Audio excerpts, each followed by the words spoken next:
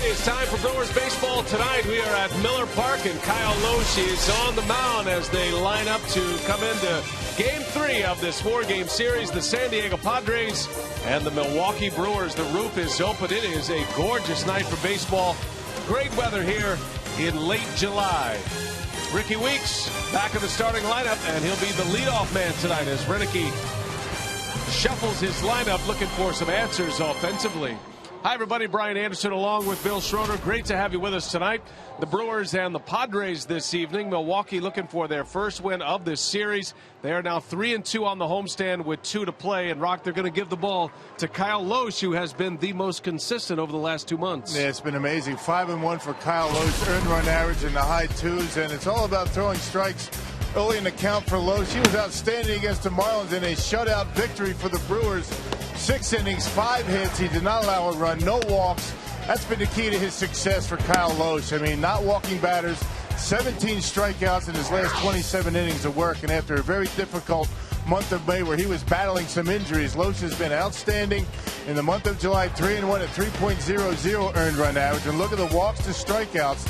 3 walks, 17 punch-outs. He's the guy right now that the Brewers thought they were getting in spring training. They're looking for his 4th win in the month of July. Well, the Brewers have reshuffled the deck in their bullpen, trading away Frankie Rodriguez. Who closes now, Henderson or Axford? We'll discuss. Craig and Davey back after the turn.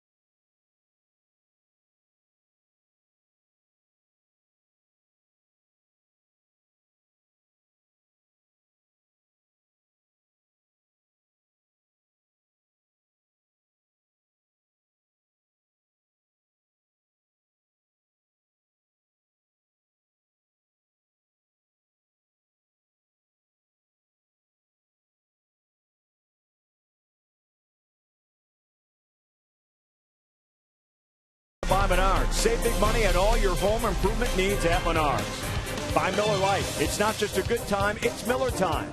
By Toyota. Let's go places. And by AT&T Uverse TV. Check availability at 1-800-PICK-ATT. Rethink possible.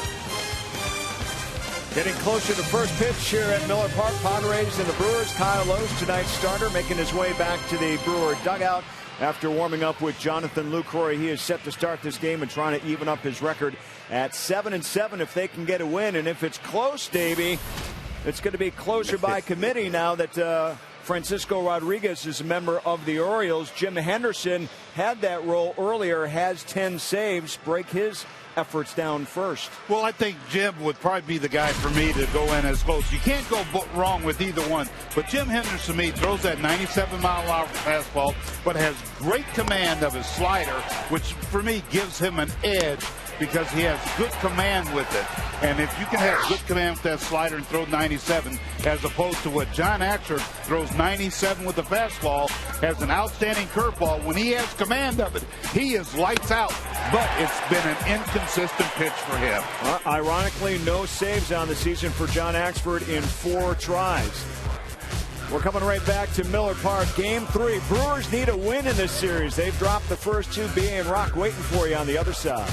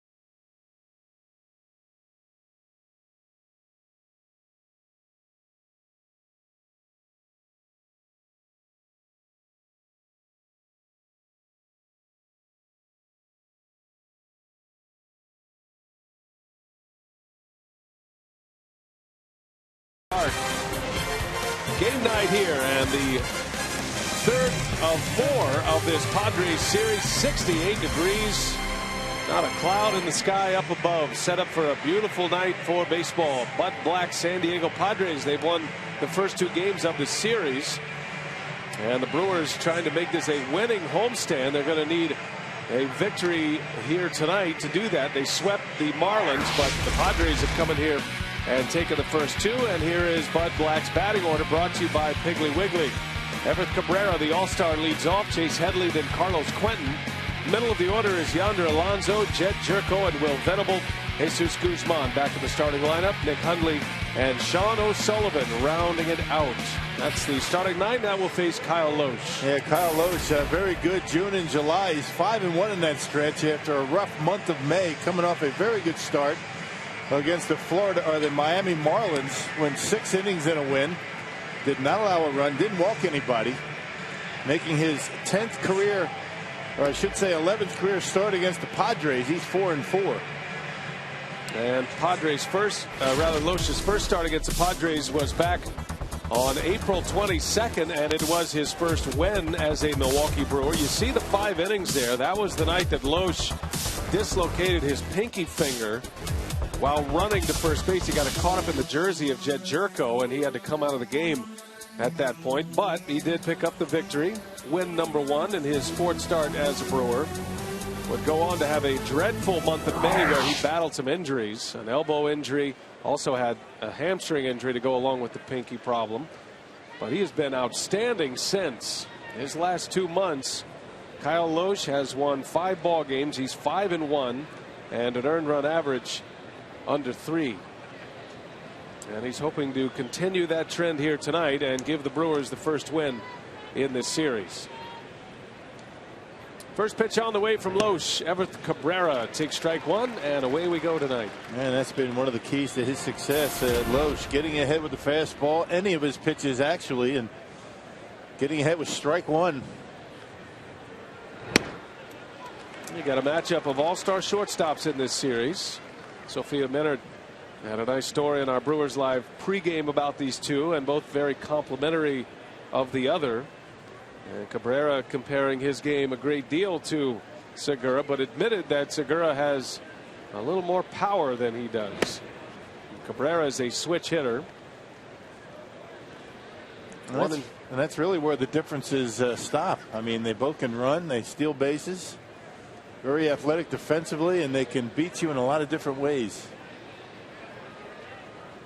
Cabrera getting a 287 coming in. And he swings and fouls one back with Braun out of the lineup, and even with Gomez back, it looks like Renick's going to settle on Segura as his 3-hole hitter the rest of the way. That is a premier spot in a major league batting order, and it's not something that Segura was real comfortable with early in the season, but based on the way he has swung the bat, he has earned that right, and he fits into that spot very nicely moving forward.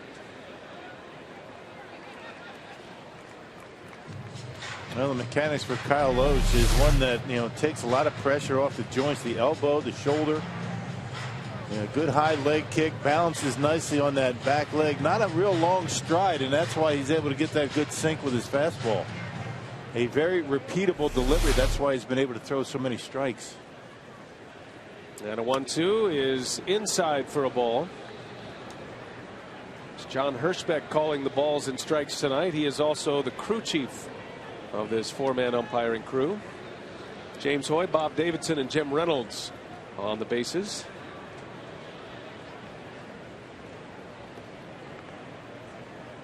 Kyle Loesch was kind enough to sit down with us for a pregame instructional on the last homestand as Cabrera bounces to Segura. There is out number 1. Let's check out the Menards Brewers defense for tonight. A couple of changes defensively. You got Caleb Gindelat left. It was Logan Schaefer last night. And Yuniesky Betancourt gets a start. And Jeff Bianchi's been getting a lot of the playing time over at third base. Betancourt back in. It's been a while since he was in the starting lineup. Mostly been used as a pinch hitter. Always important to get your bench going as Headley hits that one deep to center field. Gomez at the track, and that ball's off the wall. Hit the top of the fence, and Headley is into second with a double. Well, that almost went out. Chase Headley, that bat is starting to heat up in this series. Yeah, Chase Headley's been batting third for most of the season, but Bud Black decides to put him in the number 2 spot. Get some power at the top of the order like that, and Headley starts quickly. First pitch from Loesch. He jumps on that sinker and golfs it out of here. I should say off that center field fence. And Gomez twisted himself around a couple of times, kind of lost his bearings. That ball was hit on such a line. Gomez was not able to get back to the wall. You hit it over Carlos Gomez's head, you've done something. And Headley is at second with a double for Carlos Quentin.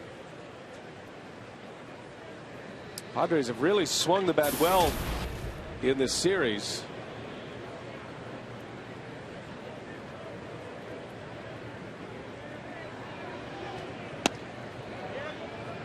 The Padres racking up 15 hits in yesterday's ball game. And the Brewers pitching staff on the ropes just about every inning. And this is not a team that scores a ton of runs. They came out swinging it yesterday. It felt like there was traffic on the bases in every inning yesterday. Donovan Hand went 4. He left with a hand injury after he was hit by a fastball. The reports are good on Donovan Hand. The swelling is the reason why he had to leave the game. But the Brewers are hopeful and expecting Hand to make his next start, which will come on the road trip.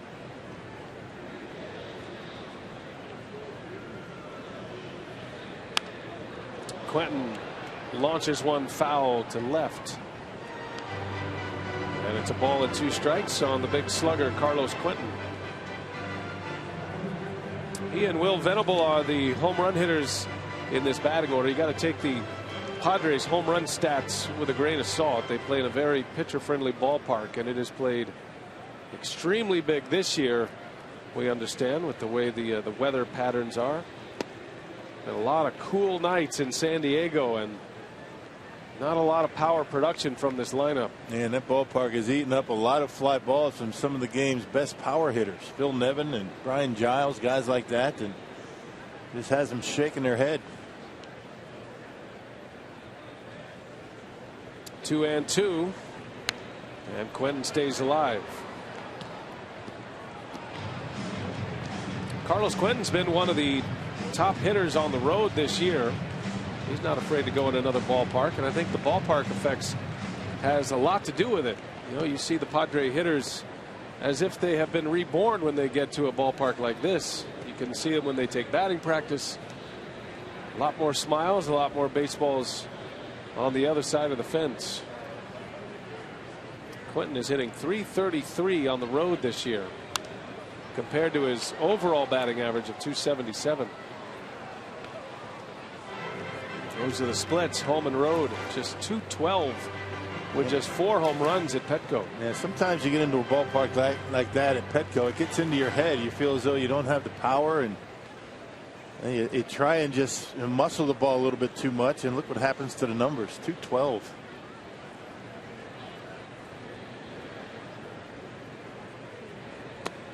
And Quentin lays off. Loesch having a tough time putting Carlos Quentin away, and the count goes to 3-2.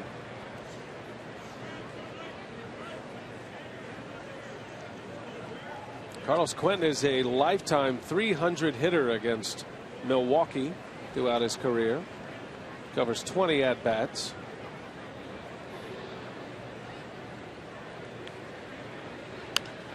And he's out in front of that one. A pop up. Gene Segura will make the call. And there is out number 2. Well, Brewers made a move today, trading away Frankie Rodriguez. Yesterday opened up a roster spot, and Alfredo Figueroa was activated from the disabled list. He has been out with an oblique injury. He left as a starting pitcher. Rocky returns to the Brewers as a reliever. And Brewers are happy with the 5 guys they have in the rotation, but I would imagine Ron Renicky glad to have the velocity that Figueroa provides in that bullpen. He was on the DL almost a month to the day. He went on the disabled list on June 25th. Figueroa has been down in Arizona. We saw him when the Brewers were in Phoenix playing the Diamondbacks. He came over to work out with the ball club. Made a rehab start with the rookie Arizona Brewers on Monday. So he's back. He's ready to go. Can give you multiple innings out of the bullpen if needed tonight. 2 outs for Yonder Alonso. Got a runner at second, Headley. That's that changeup from Kyle Loesch that has been so effective for him in the last couple of months, and gets a lot of swings on it, some easy ground outs. If you're going to miss with that changeup, that's where you want to miss, down. Padres did a nice job with 2-out hits yesterday. There's a broken bat. Segura coming in. He has plenty of time, and he makes a play to end the inning. So Loesch is through the first, scoreless. Brewers are coming up. Weeks, Aoki, Segura ready to lead off against Sean O'Sullivan.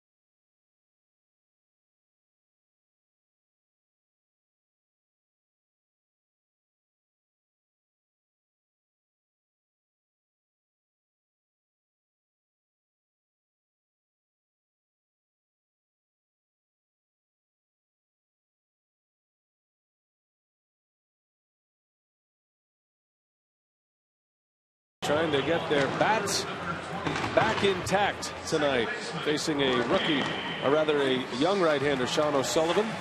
Piggly Wiggly batting order today. It's Ricky Weeks, Nori Aoki, Gene Segura at the top. Little flip-flop at the top of the batting order. And then Lucroy, Gomez, and Francisco in the middle, with Betancourt, Gindel, and Loesch rounding it out.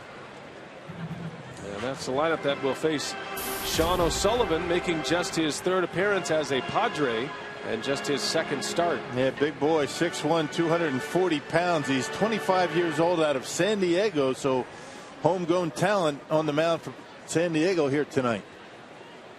From El Cajon, California, just outside San Diego, went to Valhalla High School, playing for his hometown team, as Weeks on the first pitch grounds out to Cabrera. Let's check out the Menards Padres defense.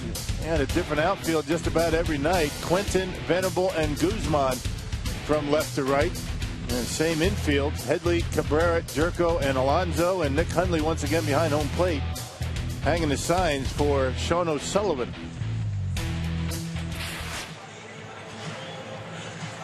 Well, Nori Aoki dropping into the 2-hole tonight. Yeah, when Aoki and Segura are your 1 and 2 hitters, there's not much tweaking that needs to be done. But now that the Brewers are going to have to fill that void left by the suspension of Ryan Braun, that opens up an opportunity at the top of the order. I know Renicky likes to have a left-handed bat hit second when he can, and that job might go to Logan Schaefer. That ball's hit left center. On the run is Venable, and he'll run it down. Aoki's sending one near the track. 2 up and 2 down. Oh, we had a chance to hear from Ron Renicky on his batting order prior to the game tonight. Trying to figure out how we can push this lineup to get the guys kind of where I think they're comfortable or have a better chance to succeed. And if Logan's not in there, I really don't want to put Gindel second. So it was more sliding Rick there, something that Rick has been very good at in the past, and hopefully that'll help us get some guys on base. And face it, we've been struggling offensively. Maybe this will jumpstart it a little bit. Man, it's like a chess game for Ron Renicky, trying to put together a lineup. I mean, just about every day somebody new in the lineup, a different spot in the batting order. It's been very challenging this year for Renicky to put together that batting order to where he's comfortable with it, and it's probably going to continue for a while.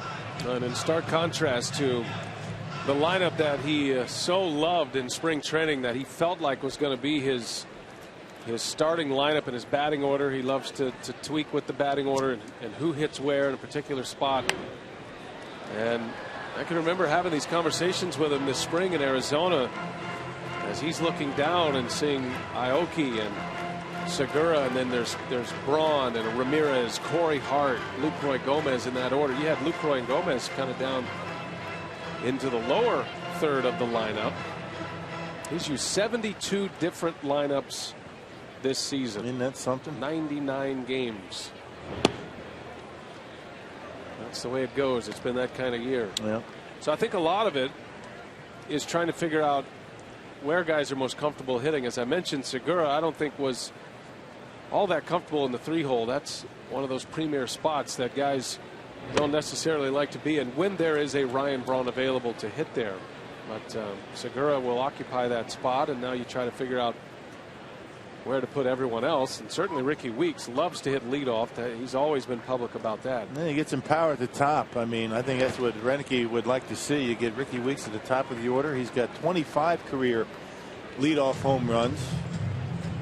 Obviously this year not batting leadoff much. He hasn't had one this year. Got to go back to June of 2011.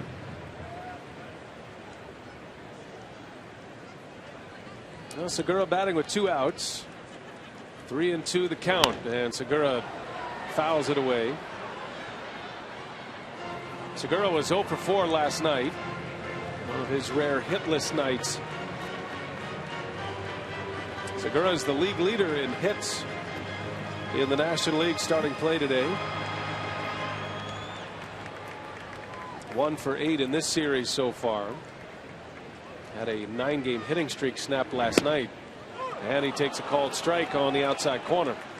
So Sean O'Sullivan off to a 3-up, 3-down beginning tonight at Miller Park.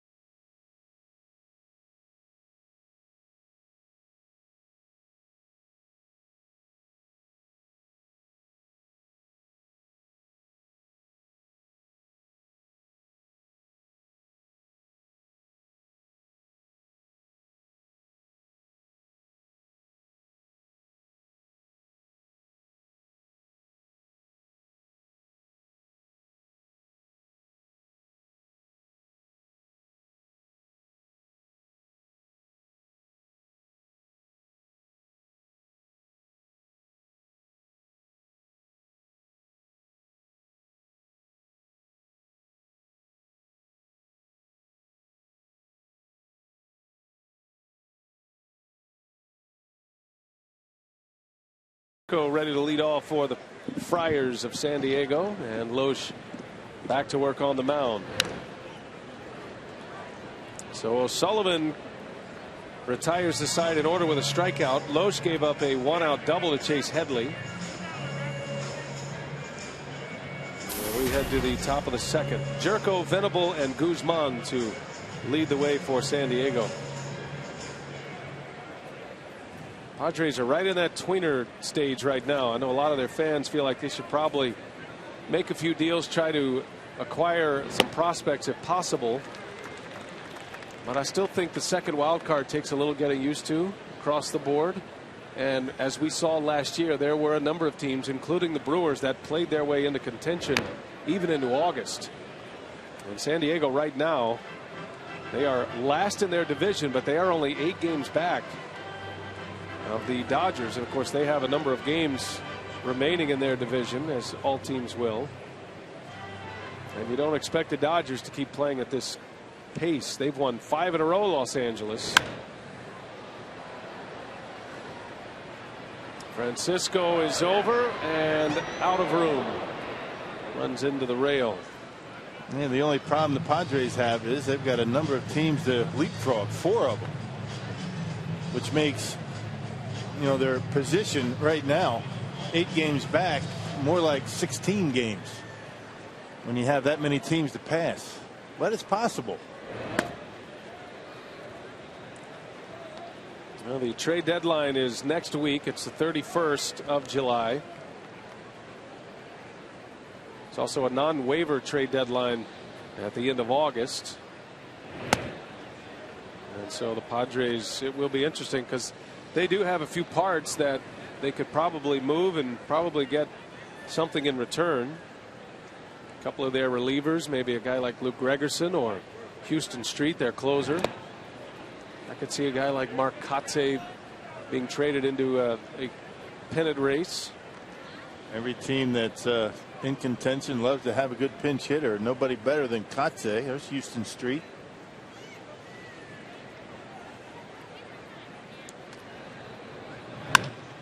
There's a base hit by Jerko on a 3-2 pitch. And a leadoff single. We check in with Mark Concannon. How you doing, Mark?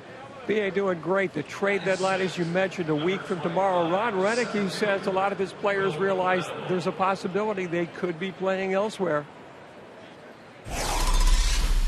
for them, especially certain guys that think, yeah, they may have a chance to be traded, it's an uncomfortable time for him. Frankie Rodriguez didn't want to leave. He enjoyed his time here. He's fortunate into where he's going to a place where they've got a very good chance to get into the playoffs, and he understands that, and he understands our position and where we are. But I'm hoping they all like it here enough to where they don't want to leave. And so that part of it is tough. I know the rumors with Yo and some of the other relievers, something could be there, and yet there can be no discussions at all with Doug about these things. So that's what makes it a little uncomfortable for them. The business of baseball, BA, sometimes it's a tough business. No, it is, and I think players certainly understand it this time of year when you're not in contention. And let's be honest here, every player wants to be in a pennant race, so if you have the opportunity to get into one from a player's perspective, you would certainly jump at that chance. But the Brewers want to make shrewd deals as well. They're not looking to shop players, but if they have a trade opportunity like the one that came up yesterday with Frankie Rodriguez, where they can acquire a talented young left-handed hitting corner infielder like Nicky Delmonico, Rock, you go ahead and make that move. Yeah, no doubt. I mean, Ron Rennie was talking about the fact that Frankie did not want to go, and he was sad that he was going. But I mean, every player, as you mentioned, once you get a taste of the postseason, it's kind of like you get addicted to it. And right now, K-Rod has an opportunity to get back into the postseason. He's throwing well, and certainly owes the Brewers a big debt, because the Brewers are the only team willing to give him a chance, and because of that chance, he's pitched well, and now he's got a chance to get into the playoffs again. So, and that goes for all these guys. I mean, everybody loves playing here in Milwaukee. I mean, make no mistake about that, but you want to win, and that's the key. Oh, and to spin it forward a little bit, the way the Brewers handle their business, and I've heard this from a number of players, including Mark Kotze, a former Brewer, that the organization is very open with their players. And you get to season's end, and Frankie Rodriguez, let's say he has a great postseason run with the Orioles, and now he's a free agent. Milwaukee is going to be high on his list to return as a free agent next season, as Loesch strikes out Will Venable for the first out of the inning. Yeah, it seems like every player that's been here in Milwaukee under that Doug Melvin era, after they leave, they say that it's been some of the best times that they've had. Jerry Hairston said that when he left. He wanted to come back. Mark Kotze has said it, now K-Rod. So I mean, here's some guys that have had some success and have been in a number of organizations, and they love it here in Milwaukee. Here's Guzman now with one away, and a swing and a miss on a breaking ball from Loesch. You kind of like the matchup with Kyle Loesch and this young Padres lineup. They're a bunch of free swingers. We saw that in yesterday's ball game. You make mistakes with fastballs, they're going to hurt you. And Loesch is able to get ahead with something other than the fastball. He's got 3 other pitches that he can go to. Now, the first couple of innings for Loesch are always the find out innings. What's working, what's not? Is his curveball better than his slider, or vice versa? Sometimes Loesch will come out and he is a ground ball pitcher when he's throwing sinkers and sliders or cutters. Sometimes he's a fly ball pitcher when he's throwing more curveballs and four-seam fastballs, and we've seen both variations of Loesch. He was an extreme fly ball pitcher against the Washington Nationals, one of his better games of the season. Then he came right back in his next outing and was throwing mostly sliders and sinkers, and he got a lot of ground balls. Yep, and changeup. Miller Park is not a ballpark to be a fly ball pitcher. Washington, on the other hand, in Nationals Park, is a ballpark where a lot of home run balls that would be here, die to be outs. So I guess he pitches to the acoustics where he's pitching. Runner takes off, got a great jump, and I mean a 10-step lead, and a foul ball out of play by Guzman. And Guzman forced to swing. He had 2 strikes on him. It's kind of what you call a running jump. Guzman in position that had to swing the bat because he had a 2-2 count. And Jerko knows he had one in front of him. Count remains at 2-2. Guzman homered here on Monday night. He homered off Gorzalani. He has big power to the opposite field, and his home run came to right center up in the Toyota territory. That was a significant home run and a run against Milwaukee that snapped their long scoreless inning streak as a pitching staff. They set a franchise record with 36 consecutive innings without giving up a run until Guzman homered on Monday night.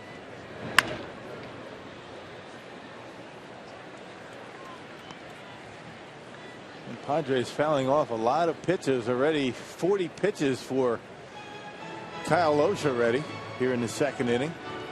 He's thrown a lot of strikes, but they're fouling a lot of them off.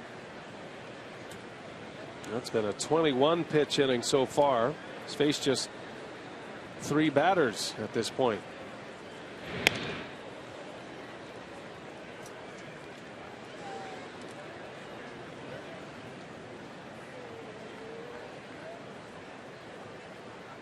Guzman with 6 homers, 23 RBIs. And the 2-2 fouled back. He had a good cut. The Brewers and the Padres will wrap up this series tomorrow night, or rather tomorrow afternoon. We will not be televising tomorrow's game. You can catch that on the Brewers Radio Network live, or we have a Brewers squeeze play for you in prime time tomorrow. And the pitching matchup is a good one. Giovanni Gallardo against Edinson Volquez. Matinee baseball here at Miller Park. First pitch at 1:10. Our Miller Lite What's on Tap.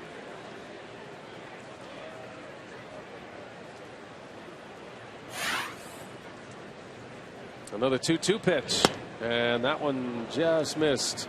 And they're being patient. The pitch is just off the corners. That was a pretty good pitch. Those are 2 pitches that Guzman swung at early in the count. By the way, tomorrow's squeeze play, the condensed version of the game, is on at 7 p.m. Central tomorrow on Fox Sports Wisconsin. Runner goes, swing and a miss. Throw to second. Now Jerko in a rundown. And the Brewers have a chance to get out of this inning as Francisco fetches Jerko to end it. Strike him out, throw him out, double play. And 2 scoreless for Kyle Lohse.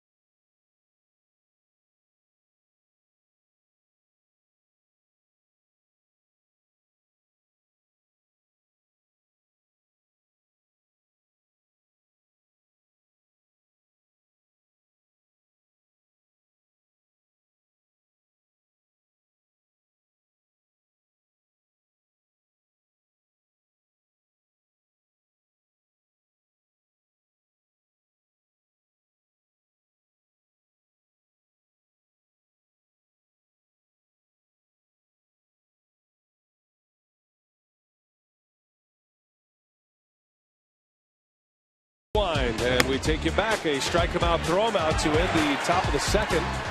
Kyle Loesch with the slider, and the Brewers execute the rundown perfectly. It goes 2 to 4 to 3 on the caught stealing of Jed Jerko. Yeah, where was that jump that he had a couple of pitches before, right? 3-2 pitch when you take off is more like a hit and run. You don't want to get picked off. And Lucroy will lead off this second inning. Brewers were retired in order in the first. The hometown kid, Sean O'Sullivan, who is expecting a child any day now. His wife is back in San Diego, waiting on the birth of their child. So he's pitching with a split attention, you would imagine, tonight. Well, he's pitching in the big leagues. I mean, he got called up about a week ago and made 18 starts down in the minor leagues. Had good numbers down in AAA in Tucson. 7-4 at 388 earned run average. So perhaps the baby will be born to a father in the big leagues. That's what he's got to concentrate on right now.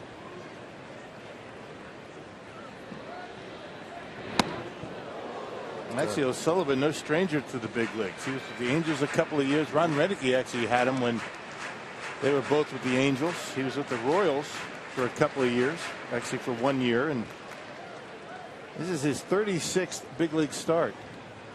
He spent last year in AAA, splitting time between the Royals and the Blue Jays organizations.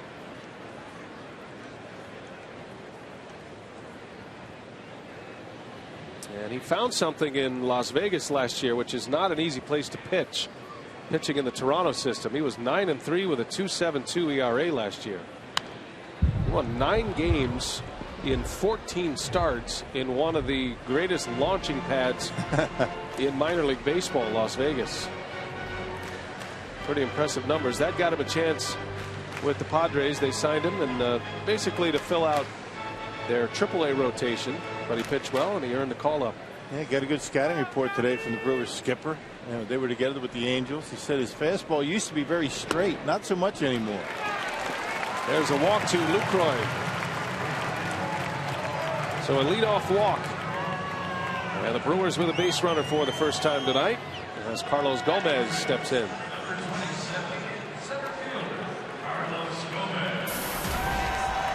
Gomez back in the starting lineup last night. He missed a couple of games, some nagging injuries. He is still the club leader in home runs on the Powerball home run leaderboard.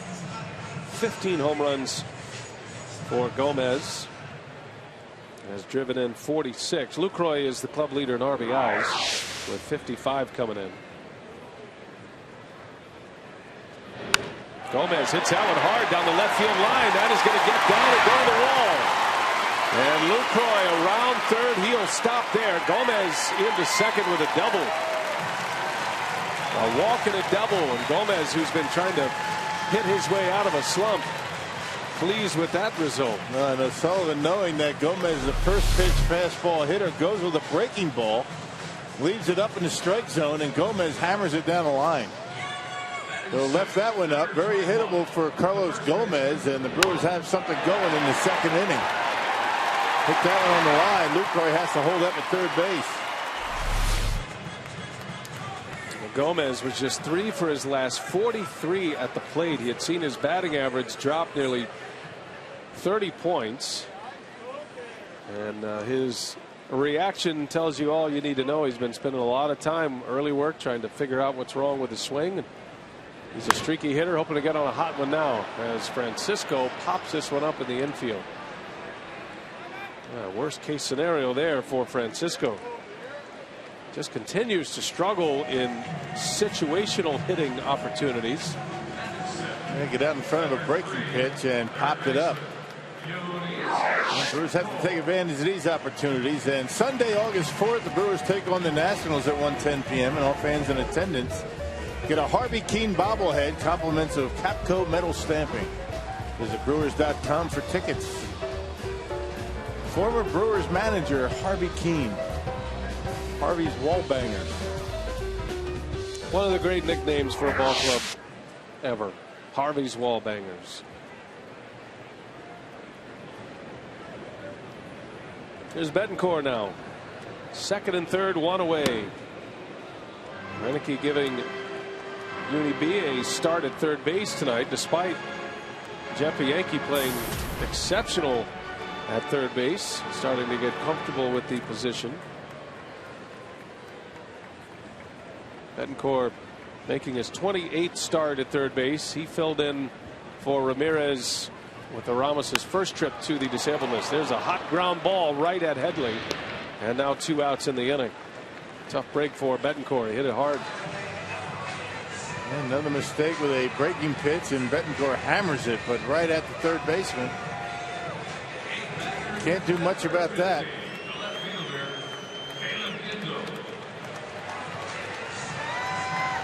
Carlos Gomez having a little fun with Jonathan Lucroy. Run faster, man. I can't. I was running quick. Be glad I'm at third base. Trust me, that's all in good fun. Yeah. Now the smart move here, they are going to walk Caleb Gendel to load the bases with the pitcher Kyle Loesch coming up next.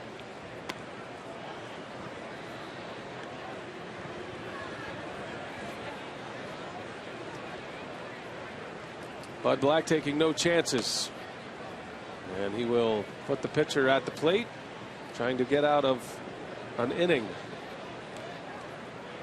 That's why that Francisco at bat is so important.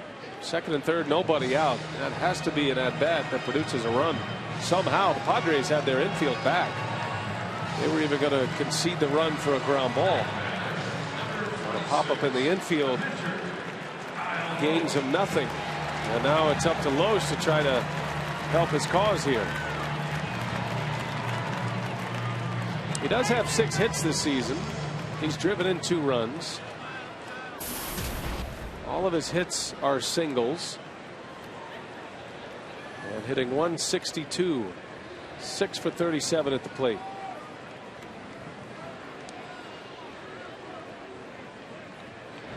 Yeah, very early in the ball game to be walking the number 8 hitter.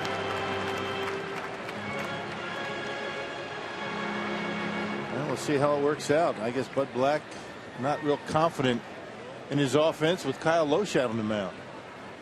Loesch second to Gallardo in total hits. Bouncing ball to Cabrera. He'll go the easy way to second, and that will retire the side. A promising start. The Brewers come up empty.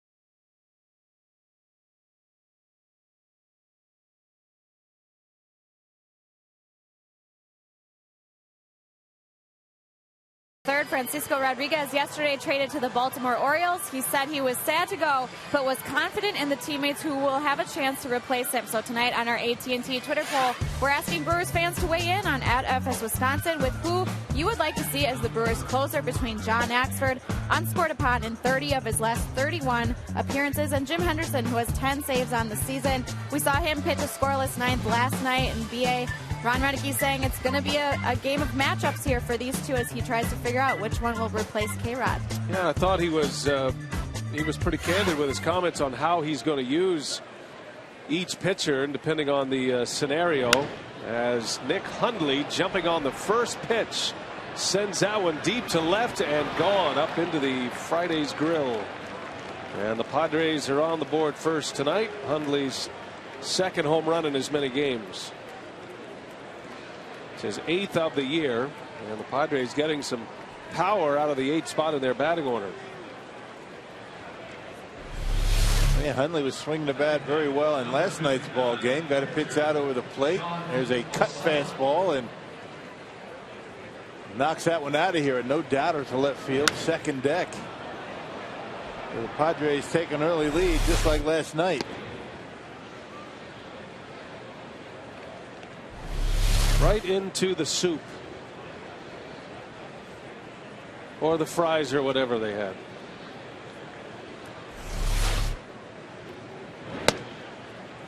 Anyway, back to the closer situation. Ron Renneke was talking about the various matchups that he would use the particular closer in.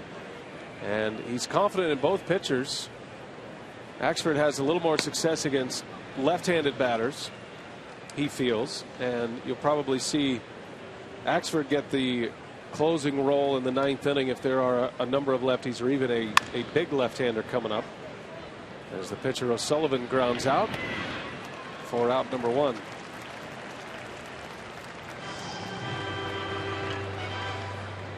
Now this year Fox Sports Supports is proud to partner with Stomp Out Bullying, the leading national anti-bullying organization for kids and teens in the U.S. Stomp Out Bullying focuses on preventing bullying and all forms of digital abuse. It educates against racism and hatred, deters violence in schools and online, and helps at-risk students. To learn how you can help, please visit stompoutbullying.org. 1 out, a run is in. Back to the top of the order in Cabrera.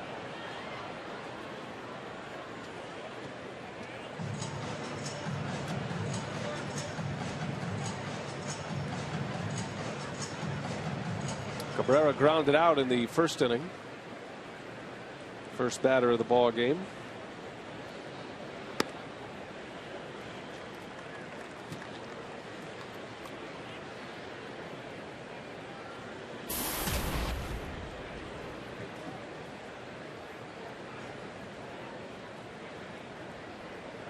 The 0-2 from Loesch, and on the corner, called strike 3. Loesch strikes out Cabrera. His third strikeout thus far. That's that cut fastball, the same pitch that Hundley knocked out of the ballpark. And it looks like Loesch got the benefit of a break on the outside corner.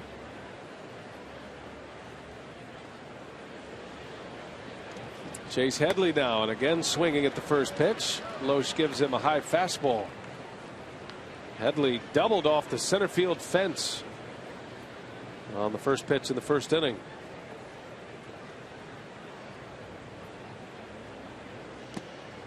It's interesting looking at Kyle Loesch's numbers.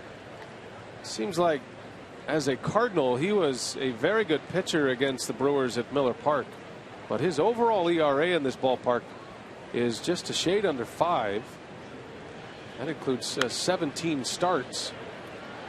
As Headley bounces out, and that will retire the side. So after the leadoff home run, Loesch retires him in order. 1-0 Friars.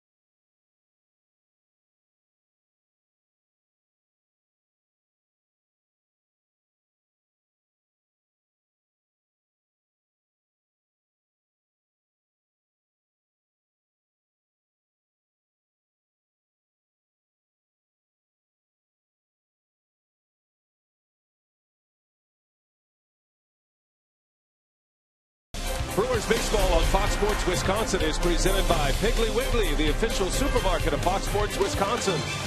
By Ho Chunk Gaming Wisconsin, your ticket to more. And by Marshfield Clinic. Don't just live, shine. Padres up 1-0, bottom of the third. Ricky Weeks hitting leadoff tonight. Ron Renicky told me it's only natural that guys change their approaches when they bat in a different spot. Renicky told me he tells his guys not to change too much because the original approach was what convinced the skipper to put them in that particular spot in the first place. So, guys, the skipper tells his guys, don't be more aggressive or take more pitches than you usually would. I like what you do. Stay with it. And it is nice to have that power presence at the top of the order as Weeks goes back up the middle, right over the bag, and a base hit for Ricky Weeks. He has not hung around long. He normally takes a lot of pitches, something you'd expect a leadoff hitter to do, but tonight he's only seen 3 pitches. Yeah, so you know what? Yeah, you're right, Mark. I mean, guys can't expect to change their approach based on where they are in the lineup. It's the other way around. I mean, a certain spot in the lineup is suited for a certain type of hitter. And Ricky Weeks, although he's aggressive tonight, usually is a very patient hitter. And that base hit by Weeks snaps an 0 for 15 stretch at the plate. And he is aboard. Another leadoff batter reaching for the Brewers. Second consecutive inning. And this is why Renicky likes a left-handed batter in the 2 spot in the order. Most managers do. But when the leadoff hitter gets on, typically that player is a stolen base threat. Weeks is. And it makes for a much tougher throw for a catcher with a left-hander in there. And the hole is wide open. And Aoki serves one through. A base hit. 2 on again to start an inning for Milwaukee. And this double whammy for the pitcher when not only do you have a left-handed hitter up there, but you have a left-handed hitter that ordinarily is very patient at the plate. Not afraid to hit with 2 strikes. There's a changeup from O'Sullivan. Leaves it up in the strike zone, and not sure about that pitch selection right there with that big hole between first and second. Not sure why they'd give him an off-speed pitch, but they did, and Aoki gets his base hit. We'll see if the Brewers can cash him in. Hitting with runners in scoring position has been a bad number for Milwaukee most of the season, and they're in a tough stretch right now. Padres got a home run from Nick Hundley in the top of this inning. Led off the inning with a home run to left, and they lead 1-0. Second homer of the series for the Padre catcher.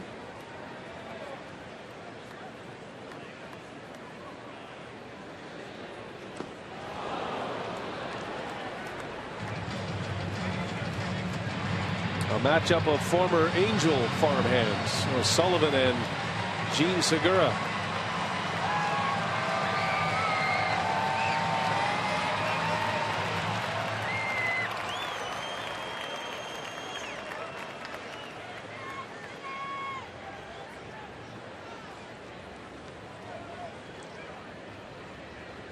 Weeks at second, and the 0-2. Swing and a miss and a strikeout. So even Gene Segura, who is normally very good in spots like that, strikes out. The runner stay put. And now 1 out for Lucroy. And Brewers squandering a big opportunity in the second inning and in jeopardy of doing the same. Big hack from Segura on an 0-2 pitch. That was actually a hanging breaking pitch, and Segura tried to do too much with it. When they talk about the 12-6 curveball, that's what they're talking about. If you think about hands, the hands on a clock, the 12th hour and the 6th hour, and that rotation of the baseball tumbling in that direction.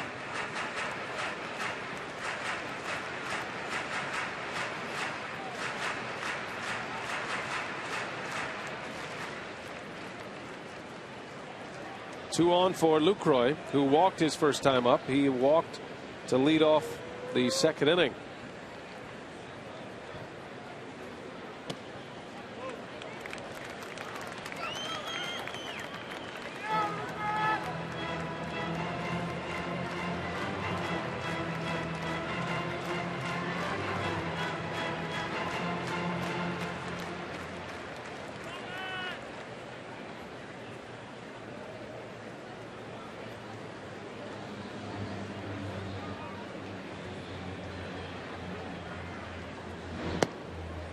Missed with a changeup.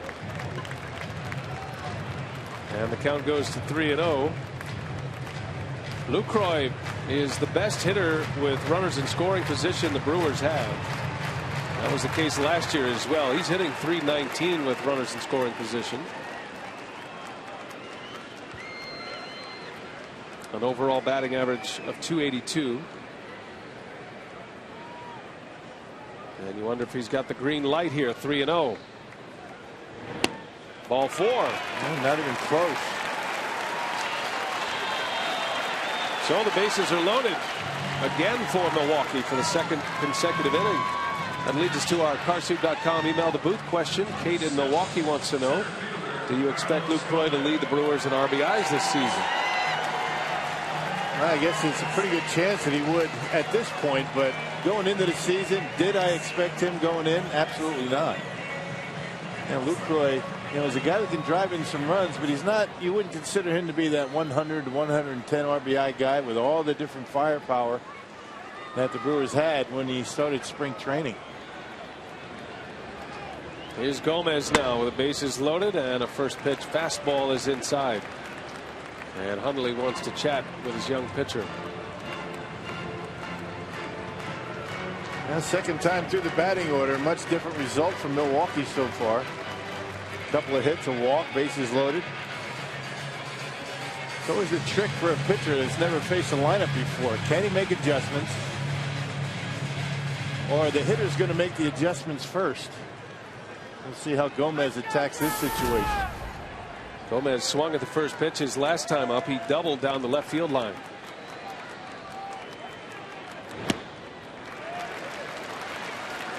Two and 0. 6 consecutive balls delivered by O'Sullivan.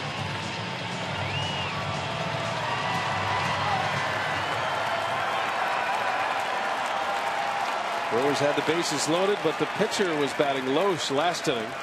They got their 5-hole hitter up now, and Gomez rips one center field. Back is Venable. It's over his head. This is going to bring in a few. Weeks scores. Here comes Aoki. He will score. It's a 2 RBI double for Gomez, and the Brewers take the lead.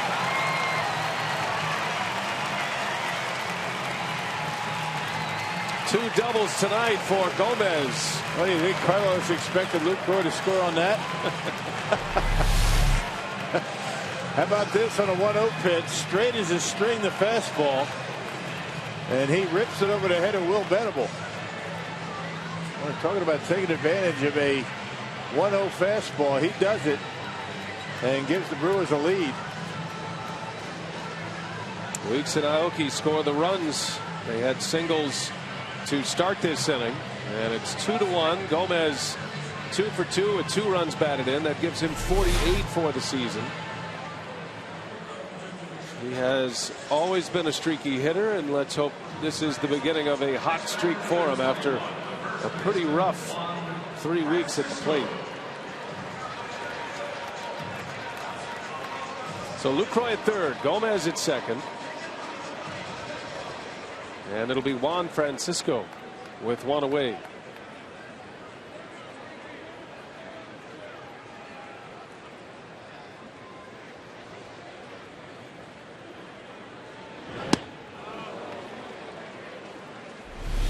Let's check out Gomez's reaction. Like, oh, again, you're running with the alligator arms, and he can't score. Having a good time out there. Why not, right? I love that. That was great. What a personality he is. Little tapper, and O'Sullivan's going to go to first for out number 2. Another empty at bat for Juan Francisco. Yeah, got to get those runs in. Less than 2, and man at third base. That's the way this offense is right now. You have to take advantage of those situations.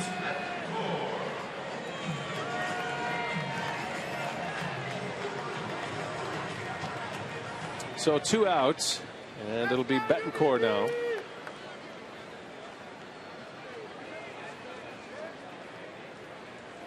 Uni hit one sharply his last time up, hit it right at Chase Headley, though, unfortunately. Headley, a Gold Glove third baseman, made a nice pick and threw him out for the second out of the inning.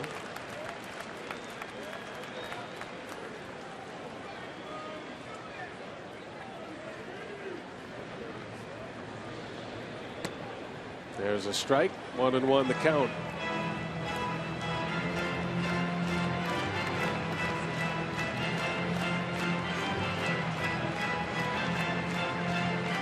Betancourt got off to a great start this year. Unexpected start.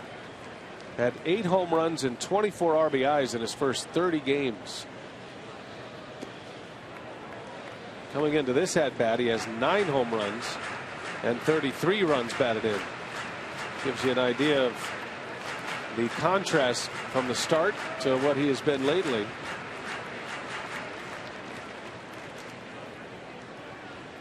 Yeah, but he carried the Brewers through that 9-game winning streak. Big surprise early in the year, just has not been able to continue it. 2-1 the count. 2-2. Uni was with the Phillies this spring. Had a great spring with Philadelphia. They just did not have room on their big league roster, and because of that, Betancourt knew he had an option in Milwaukee to play in the big league, so he was granted his release and signed with the Brewers in late March.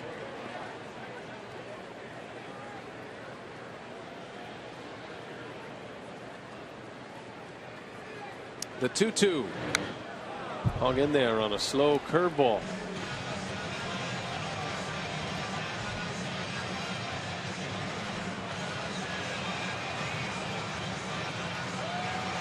Sean O'Sullivan said every time he comes into the locker room and sees his jersey hanging up, they always line up the jerseys with the last name pointing out.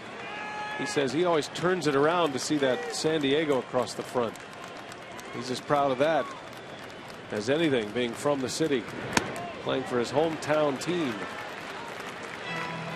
Grew up a huge Trevor Hoffman fan, as most baseball players in that era growing up in San Diego were. He was a firm believer in respecting the logo, right? Remember he said, talking about that logo, never step on the logo. That M in the Brewers clubhouse on the carpet, don't step on it, respect it. Yeah, and even to this day, and it used to not be this way, but to this day the clubhouse is still arranged.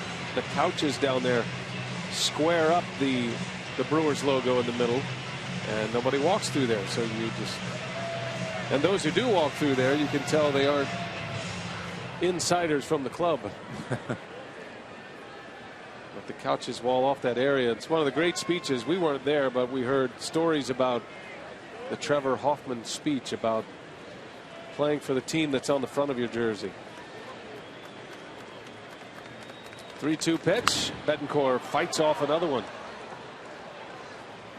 It seems like he really holds up on his delivery a little bit on that curveball, kind of cashing it out there, maybe giving it away, who knows, but takes a lot off of that pitch. Well, he takes a lot of time between pitches as well. Brewers have 2 runs in, trying to add to it, and now O'Sullivan wants Hundley out for a word.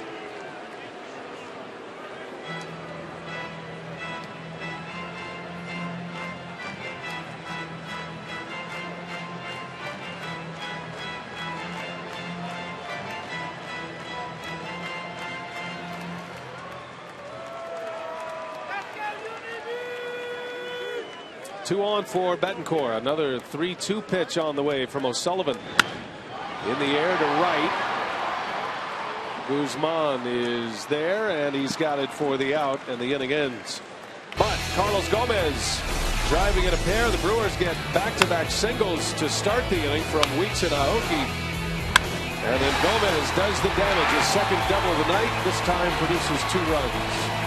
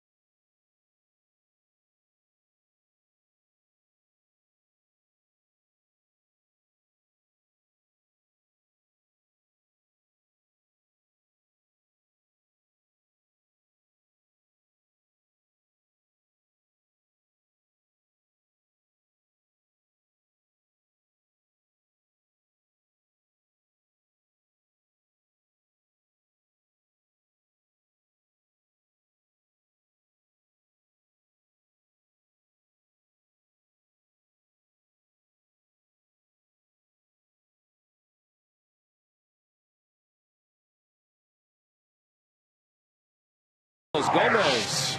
Well, today the Brewers athletic trainers hosted the annual play campaign promoting a lifetime of activity for youth. That's the acronym. It's a program of the Professional Baseball Athletic Trainers Society to promote healthy living. Play teaches children and their families the importance of staying fit, being active, and maintaining a healthy lifestyle to prevent childhood obesity. And there's head athletic trainer Dan Wright. It's a great program. Certainly support that. Good job by those guys. He and Dave Yeager. Roger Kaplinger heading up the Brewers medical department. Yeah, busiest guys in the ballpark this year, it seems like, and a even longer day for him today, but very worthwhile. I was talking to Dan about that, and you know, they enjoy that program. They enjoy that every year. Carlos Quentin, a little tapper to third. Betancourt coming in. Nicely done for out number one. Well, you know, pitchers strive to have the same release point for each one of their pitches, and the reason they do that is because they have a different release point for every pitch. Hitters are going to be able to pick that up, and you can see Kyle Loesch, 2 different pitches, same release point. The one on the bottom is the fastball. The one on the top is going to be the slider. You can see it coming out the same spot, you know, in his delivery. Really doesn't change the arm angle or the way his hand looks as he releases the baseball. It's just a matter of the pressure point, the grip on the baseball. And that's how he controls the movement. Yeah, that's well done. That is very nicely done. And Kyle Loesch constantly looking at video. He said one of the great changes that he made in his career was brought up by Dave Duncan as Alonso grounds out for the second out. But Kyle Loesch talked about when he arrived in St. Louis in '08. Dave Duncan taught him the two-seamer, but also taught him about release point and how to keep that baseball behind his head as long as possible. And that hides it. It hides the baseball, and that allows you to, you know, keep that pitch, and it doesn't allow a hitter to see it early, and maybe kind of leaves a little bit of more deception to his pitches. You don't throw curveballs and sliders and changeups by changing the arm angle and the way you bring your arm through the strike, through the delivery. It's all about the grip and the way you manipulate your wrist. Well, it is a 3-up, 3-down inning. Kyle Loesch nice and quick in the fourth.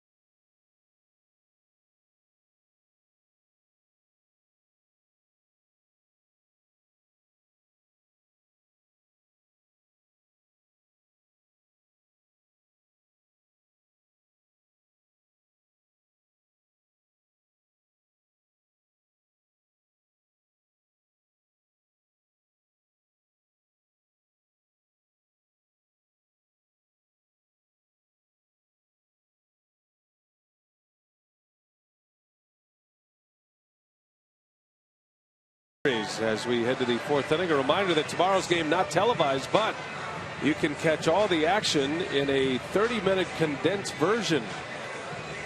It's called Brewers Squeeze Play, and it's tomorrow at 7 p.m. on Fox Sports Wisconsin. Matinee baseball tomorrow. First pitch at 1:10. And we'll be back with you Friday night from Denver, Colorado. Beautiful Coors Field. Brewers load up and head to Denver tomorrow after the ball game. Denver, then Chicago. 7 games in 6 days. Yeah, day-night doubleheader in Chicago on the 30th. Always encourage you to come down to Wrigley Field and spend some time with us. There's always a bunch of Brewers fans in Chicago. Best way to do that, jump on the train, the Hiawatha line. It is so easy. Hour and 14 minutes. It's perfect. I'm a big fan of the train. And don't have to battle construction. It's everywhere, you know. Caleb Gendel down on the count, 1-2. I was talking to Caleb earlier today, and this is his second trip to the big leagues, and he was pretty candid. He said, you know, coming up through the minor leagues, all you hear about concerning the major leagues is how fast things go, how the game speeds up. It's hard to get your thoughts together. And he just figured, you know, that's not going to be that way it is for me. It's the same game. And then he got up here and he realized that that was absolutely the fact as he lines one to short. Hit a bullet out to Cabrera for the first out of the inning. And that's the big key. I mean, the guys that can make the adjustments, slow things down, are the guys who are going to stick around a while. Because it's played at a different speed in the big leagues as opposed to the minor leagues. And this is an example right here. The defense is so much better at the major league level. The pitching is just much more consistent. And if you're out there in the mound, it's amazing how quickly hitters make adjustments. You have to be on top of all that. Check the Charter high-speed pitch deliveries for the two pitchers tonight. O'Sullivan and Loesch.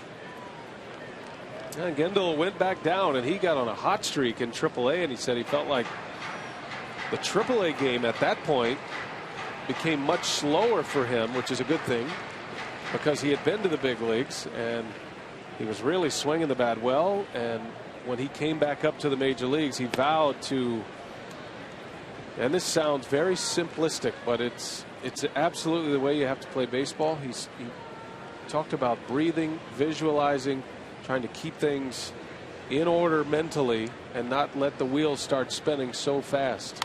So he's been stepping out a little bit more often. He's been thinking about his at-bats before he gets up there. And there's so much information available too, so much more information in the major leagues. You can start to get through all of these things, and this is in Caleb's words, and you get up to the plate and you kind of forget everything because you're trying to remember so much. Well, you have to, clear your mind and just think about the baseball. That's why everything has to be second nature to you. It's got to be habit.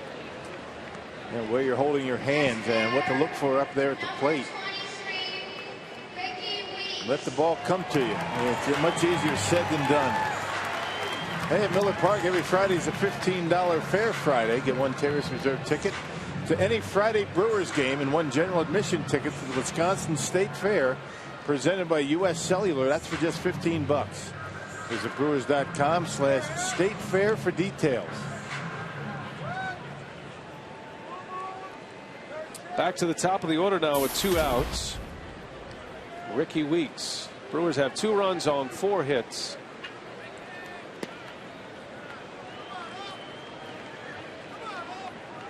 Brewers have left 5 men on base thus far through the first 3 innings.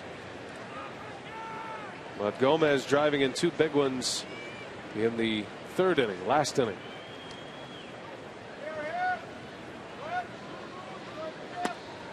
And 2 times, 2 different innings, the Brewers have left a man at third base with less than 2 outs. And the Brewers should have 2 more runs minimum in this game.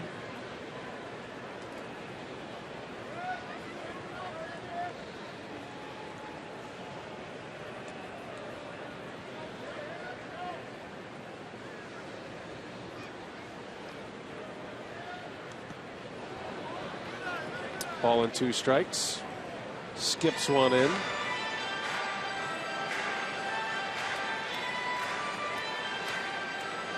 Weeks started the rally in the 3rd. He led off the inning with a single.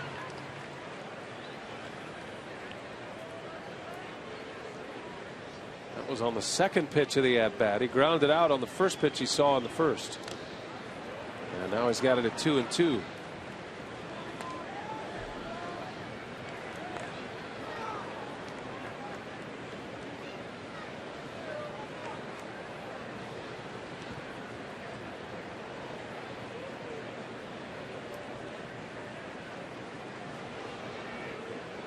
Got the one he wants. And Ricky stays alive on the fastball. And 91 and 93 with the fastball, and tonight his fastball has been pretty straight. Scouting report on O'Sullivan, he had some good tail to his fastball, not much sink, but it does move. Not tonight. It's been pretty straight all night.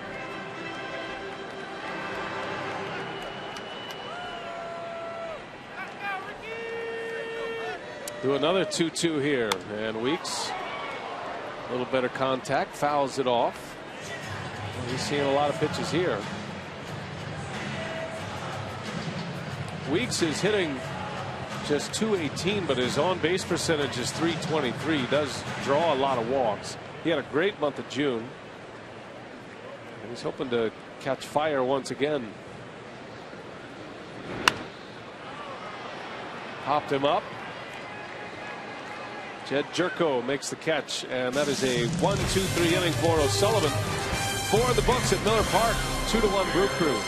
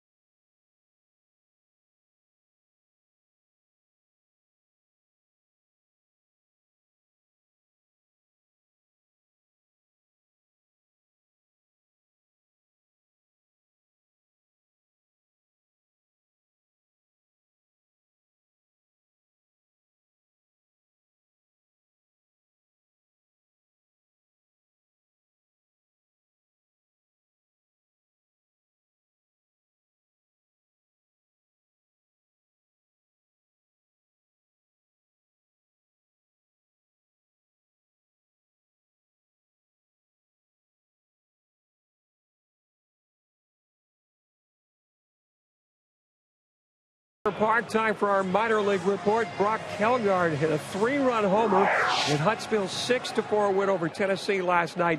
Brock has 15 homers and 46 RBIs this season. Director of Pro Scouting Zach Manassian told me, guys, that Kelgard has great power.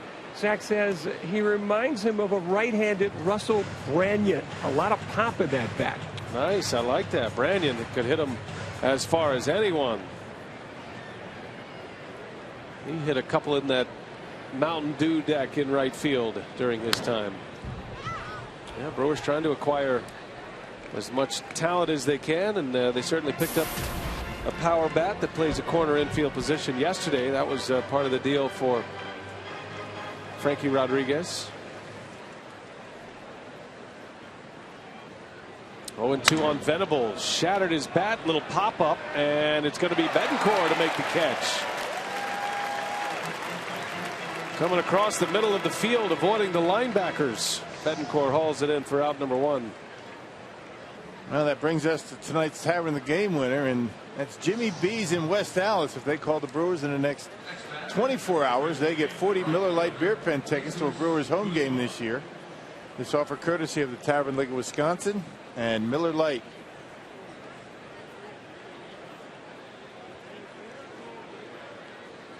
Here's Guzman now with 1 away in the inning. There's strike 1. Loesch has retired 7 straight since the home run by Hundley.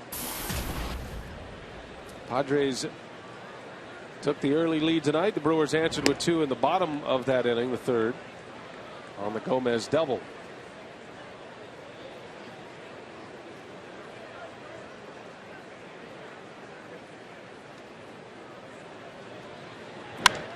That ball's hit well into right center field. Long run for Aoki. Cannot get there. Bounces off the wall, and Guzman into second with a double.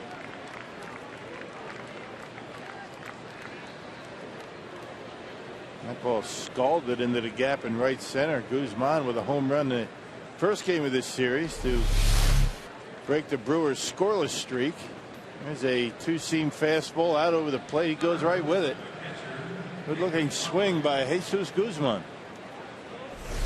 Tying run at second base.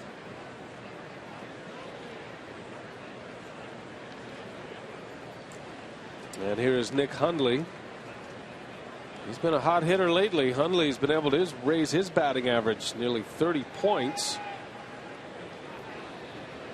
over the last week and a half or so.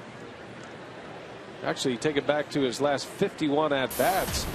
He has 18 hits and 3 home runs, hitting .353 during that stretch, with a home run earlier tonight.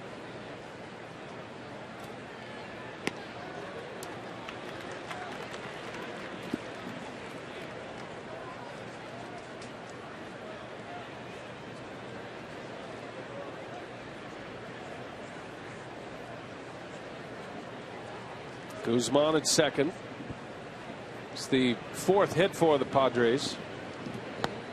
And a swing and a miss, 0-2. Got the pitcher spot due up next, so a key hitter here for Kyle Lohse. Certainly a way out of the inning.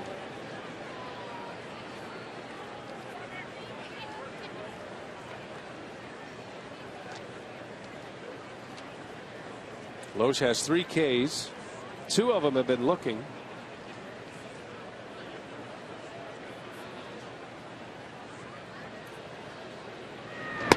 And did he go? They will ask. No, he didn't. Wow.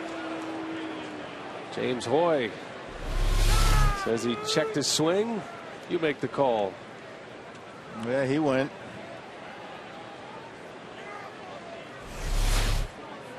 Instead, it's a 1-2 count.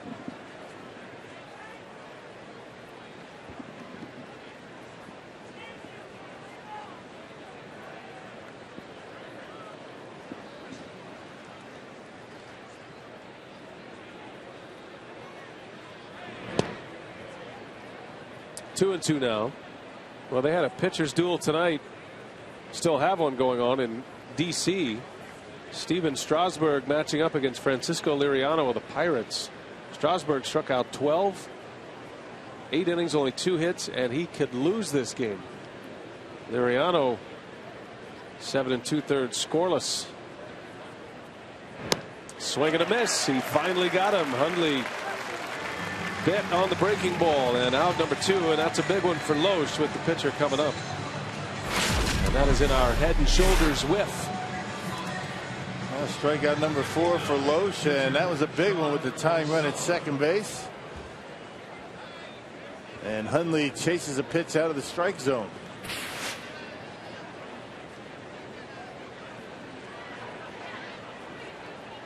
And here is O'Sullivan. Hard to figure on the Nationals. They are second to last in the big leagues in runs scored this year. Already fired their hitting coach, and they are in danger of dropping to 5 games under 500. I had the Nationals as a division winner this season. There's 7 back, make it 8 back of the Atlanta Braves. Phillies leapfrogged Washington yesterday. Atlanta has a 6-0 lead over the Mets right now, so they've got a chance to add to their lead. The Cardinals are shutting out the Phillies in the 5th inning. It's a lot of ground to make up for those 2 teams, the Phillies and the Nationals. And Nationals, you know, runners in scoring position has been a problem for us. As a matter of fact, that's been a league-wide issue this year. The Cardinals excel in that category. Not too many teams, and Washington is up there in home runs, but down in runs scored. St. Louis, nearly 100 games into the season, they're hitting over 330 as a team with runners in scoring position. That is amazing. Well, it's all about approach for the Cardinals. 1-2 the count. O'Sullivan takes a call, strike 3, and the inning is over. And Loesch has 5 strikeouts, giving up 1 run through the first 5 innings. The Brewers have the lead 2-1. They're coming to bat in the 5th.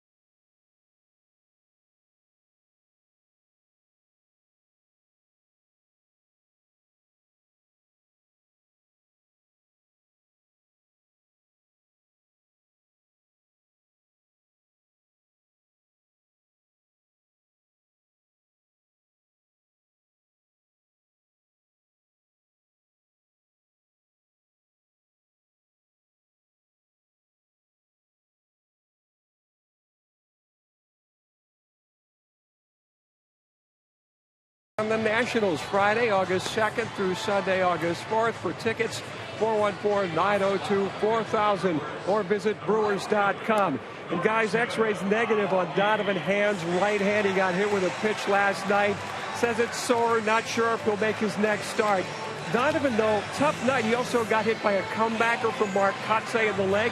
Slid into second, breaking up a double play. He said he had a strawberry on his backside because of that. Donovan said he had a wild bunch of sensations waking up this morning. A very rough night for Mr. Hand. Sounds like a Bill Schroeder morning. Yeah. Every morning. That's right. I know he's very fortunate to get through that on a fastball up in that area, and certainly could have been a whole lot worse. But Donovan Hand is hopeful to make his next start, and by all accounts he should be. Not only was he hit in the hand at the plate, he was also hit in the back of the knee while pitching. Mark Kotsay hit a shot back up the middle. That was giving him some trouble as well. Actually, that injury could have been a lot worse. You know, that getting hit on the hand, he got hit right around the little finger. And I guess if any finger is going to get hurt, if you have a problem with one, that's the one to get hit. And has less impact on your pitching delivery than any. So I guess Donovan Hand should feel fortunate that he didn't land on the disabled list.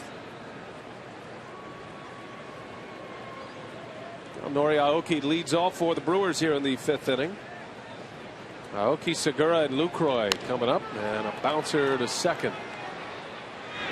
One gone. So let's take you back to the pitch yesterday. Hand was trying to get a bunt down, and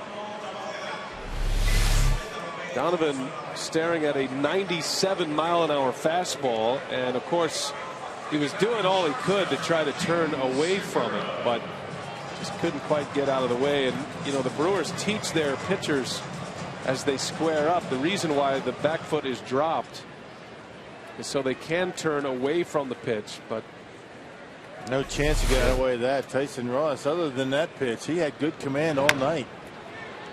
There's a bouncing ball, foul. That is a foul ball. Called quickly by third base umpire Jim Reynolds.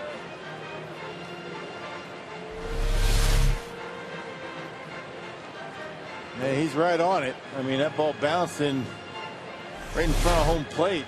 Didn't have to hit second time in fair territory, but Jim Reynolds on it and made the call quickly and emphatically.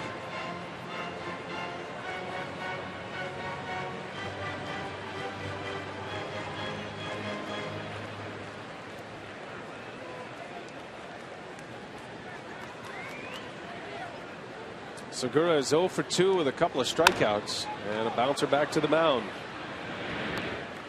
And 2 quick outs for O'Sullivan.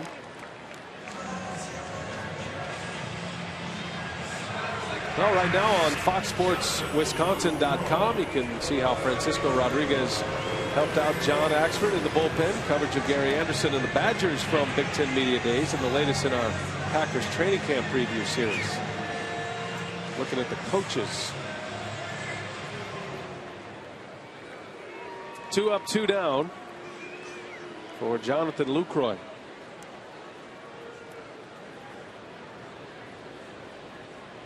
Sullivan is retired 7 in a row now after that double by Gomez.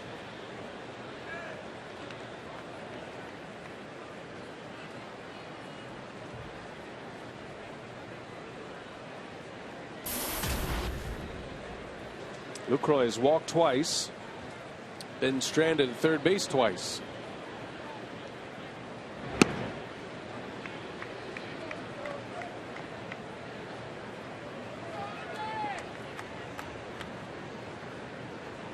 Lucroy was on a home run binge here recently, had 6 of them in a 9-game stretch. That ball is hit well to right, slicing into the corner, and it is down fair, and it bounces out for a ground rule double. Jonathan Lucroy using the entire ballpark, drives out into right, and the Brewers in business again with 2 outs. Now that's what's made him so consistent the last couple of months, is using the whole field. Line to line and with power.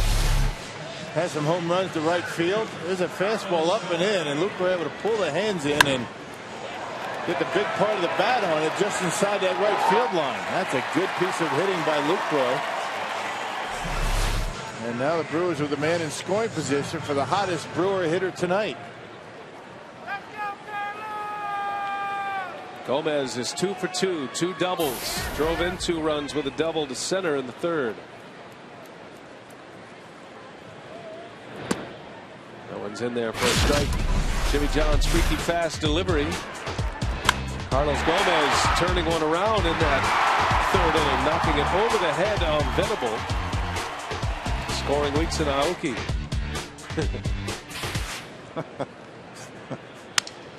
Broken bat in the hole. Cabrera going to third base, and Lucroy safe. The only chance he had right there. I don't think Gomez is going to be complaining about the wheels of Lucroy that time. That just bought him a hit. Yes, it did. Well, 2 outs. You go on contact, and Lucroy got a good jump off of second base and able to beat the throw from the hole in short right here. Luke knows it's a foot race. Oh boy, he looked out. Yeah. Wow. Brewers got a call. Yes, they did. It looked as though Chase Headley put the tag on right there. They don't blame Everett Cabrera. His reaction, he thought he was out too. Yeah, that's right in front of Jim Reynolds, and he missed it, and the Brewers get a break. Now we'll see if they can take advantage with Juan Francisco. There goes Gomez, and a bouncing ball to the right side, and that will retire the side. Francisco has stranded 6 on tonight. He's having a rough one. 3-hit game for Gomez, still 2-1 Brewers.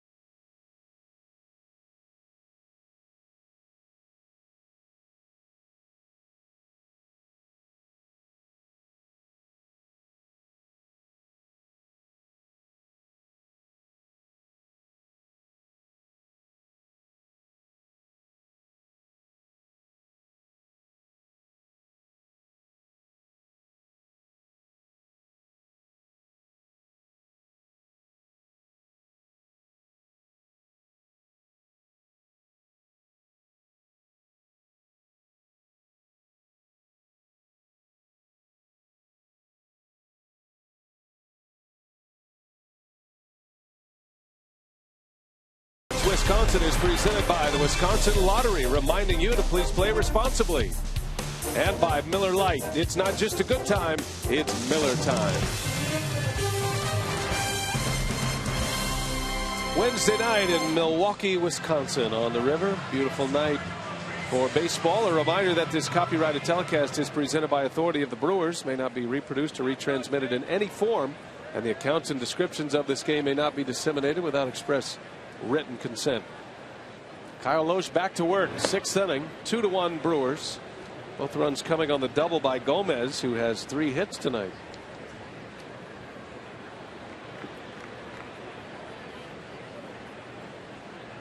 Gomez 3 for 3, 2 doubles and a single.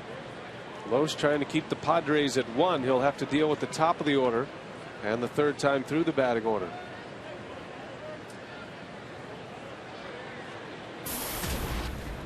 We're just watching some of the highlights from games elsewhere between innings, and Tim Hudson of the Atlanta Braves was carted off the field at a collision with Eric Young Jr.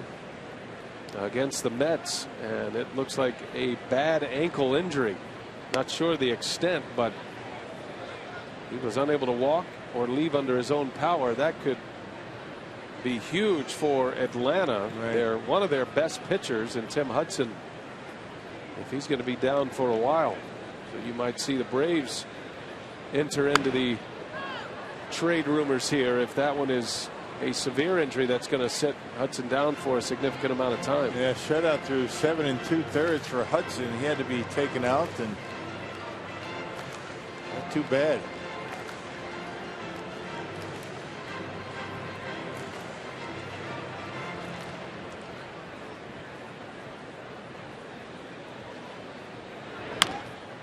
Little jam shot roller out to second. Out number 1. Lohse has done a good job tonight. This Padre ball club, they've been swinging the bats well in this series. They are a streaky hitting team, an aggressive team at the plate. We said early in the ball game, you look at this matchup, on paper, and you feel pretty good about yourself if you're that Brewer ball club. Lohse with that arsenal of all speed pitches that he can throw early in the count, get strikes. The Padres, we saw yesterday, they love the fastball. They got a lot of them last night, and they teed off. 15 hits last night.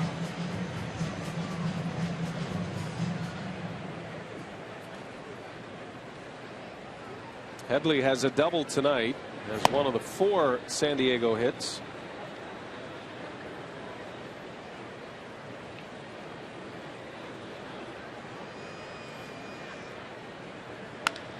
That ball's hit well. Right center field. Aoki makes the play. Nori Aoki cutting across. Well, it looked like it had some slice on it. Further Aoki went over into the gap, the further it looked as though the baseball was going away from him. Headley hits it pretty well. I think he got it down in the trademark just a little bit, and it did slice away from Aoki, but able to make the catch. Took a good route to the baseball and made it look easy.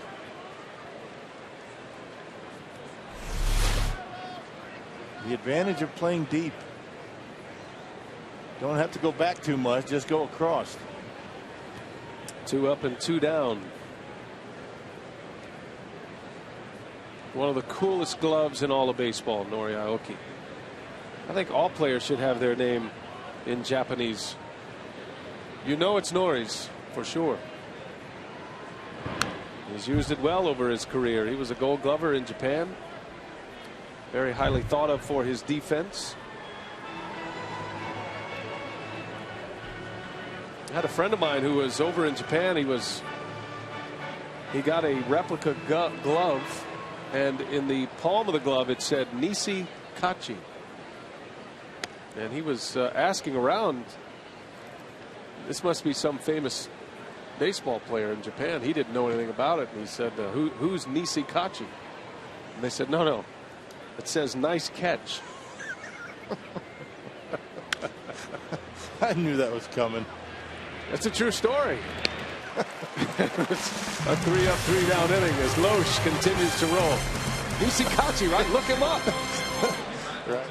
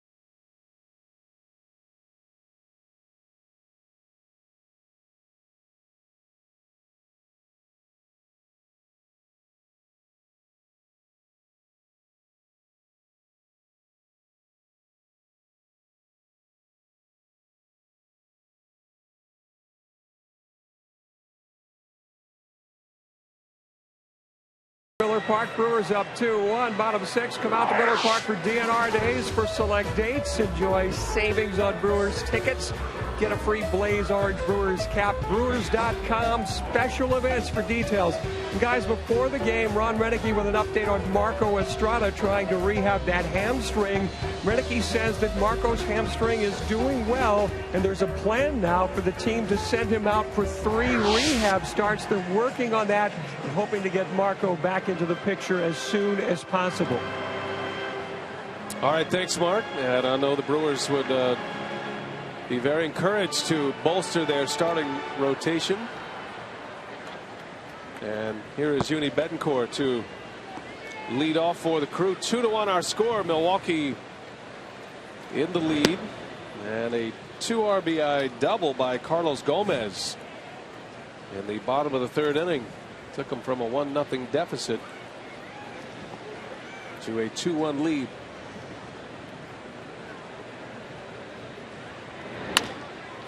And a bouncing ball up the middle. Cabrera makes the play, and the throw is late for an out. Excuse me, for an infield hit for Betancourt. Well, Mark Atanasio joining us here in the booth. And Mark, I know you just got into town, and not necessarily the circumstances that you wanted to come on here, but we haven't. We saw your statement concerning the suspension of Ryan Braun, but haven't heard from you yet. What are your thoughts? What is some of the leadership motives you'll be putting into place for the organization now? Well, there's a lot of questions there, but you know, I worked pretty carefully on that statement, even though it was short, and obviously I'm disappointed in Ryan. As Gendel lines one to right for out number 1. I am not disappointed in how Caleb Gendel is hitting. But I'm disappointed in Ryan. He has apologized directly to me, and I think he's in varying ways made apologies. And I expect him at some point when he's able to speak with more detail to apologize more directly to the community. And so with that, I think he should be given the opportunity to redeem himself. But he needs to earn everybody's trust back, and that's going to take some time. Do you expect him to address this issue publicly soon, later? What could be holding it up? I mean, what are some of the scenarios that are in play here with Ryan as far as his comments on the matter? Well, baseball is in the middle of an investigation that is somewhat wide-ranging, and he's actually under some restrictions as a result of that. And I don't know that that's really been carefully vetted in the media. So there are things he actually can't talk about at this point. And I think there'll be some kind of I would expect at some point some kind of an agreement with him in Major League Baseball as to when he can come forward, and then he will. Mark, how often or did you communicate with Ryan Braun throughout this process? Once all the information was broken a couple of months ago until Monday, I mean, did you talk to Ryan about what was going on, or was it something that you guys kind of avoided? It wasn't a question of avoiding. It wasn't really topical. He went in for questioning, I guess, at some point. I wasn't aware I guess he was being questioned when the team was in Pittsburgh, and I didn't know he was going in, and I did not know he was negotiating a settlement with Major League Baseball. One of the challenges for the organization is under the joint drug policy, we're all kind of kept in the dark, whether it's me or Doug Melvin or Rick Schlesinger. So we all take our responsibility to the organization and the community seriously, but we pretty much found out about this maybe an hour before everybody else did. Maybe not. So I thought Doug did a great job on TV that night because he had literally just heard. Yeah, I think that's one of the things that people don't realize is that, I think the assumption is that the Brewers were being communicated with by Major League Baseball throughout this investigation. I mean, the organization, you, Doug Melvin, Rick Schlesinger, really no communication whatsoever. It's meant to be a confidential process, and some cases it has not been here, as we've seen with leaks and whatnot. But, you know, for the players' privacy and frankly for the league to be able to do its job properly, it all has to be kept in confidence, and I respect that. And actually, I actually think it works pretty well. It puts us in a tough position when something like this happens and we have to respond without any knowledge. But the process is working to clean up the game, and that's, you know, first and foremost. Mark Atanasio joining us here in the booth, and got to town as soon as he could. We certainly appreciate you coming on with us. I know you've been trying to get up here all night, so we appreciate that. And I know these aren't the circumstances that you want to do this. As you move forward and as fans are starting to try to get their arms around this organization moving forward with Ryan Braun as part of the organization when he comes back from suspension, what is your advice? What are your thoughts, suggestions about where this organization is? Well, I think, you know, Ryan needs to take the lead in explaining to everybody what happened in a open and truthful way, and, you know, take accountability for what happened, not just through words but with actions. And it's going to take time. You know, it's not going to be one press conference or one interview and then back to normal. But I think Ryan, in fact, I know Ryan understands that. And you know, he took an important step in coming to this agreement. He was the first player who came forward here. But that's one step, and there's going to be several steps in the process. Is this something that you or are you planning on addressing the ball club regarding this situation? Or? You know, I don't. Ryan talked to his teammates. I don't. I've talked to Ron privately. I've talked to Doug privately. I have not yet. I was in the clubhouse very briefly before the start of the game. No players come up to me yet, but, you know, obviously if someone wanted to talk to me about it, I'd be available to talk to them. Well, we appreciate you stopping by. It's good to actually see you and hear from you and get back to the business of baseball now that the decision has been made and Ryan Braun is suspended for the rest of the year. So we appreciate you doing that for us. Well, I always appreciate coming upstairs. Thanks, and, Mark. Next time it'll be on better news. Let's hope so. All right, Mark Atanasio, Brewers owner. The Brewers come up empty in the 6th.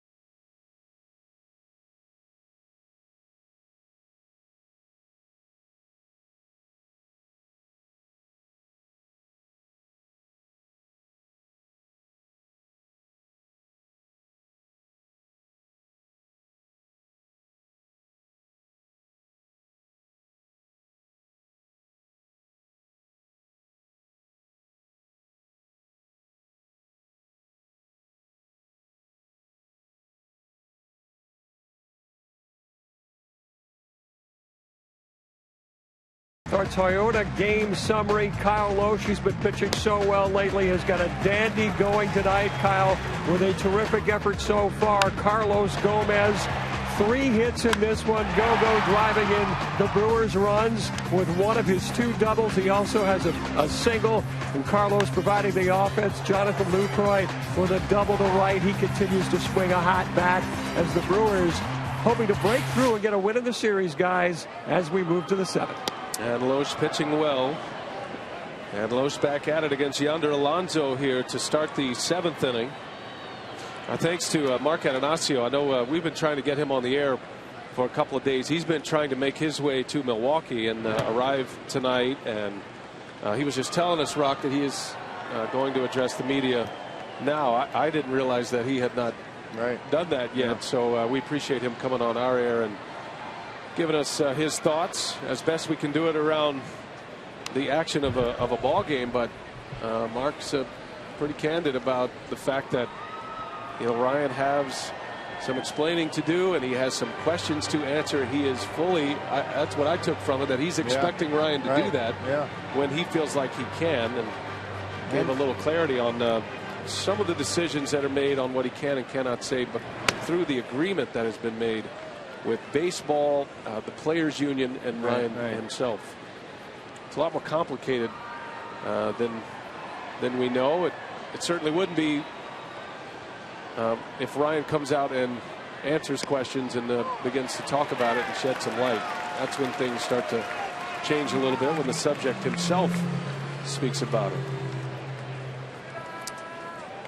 And certainly when that time comes, it makes it easier for everybody else being asked about it, for sure.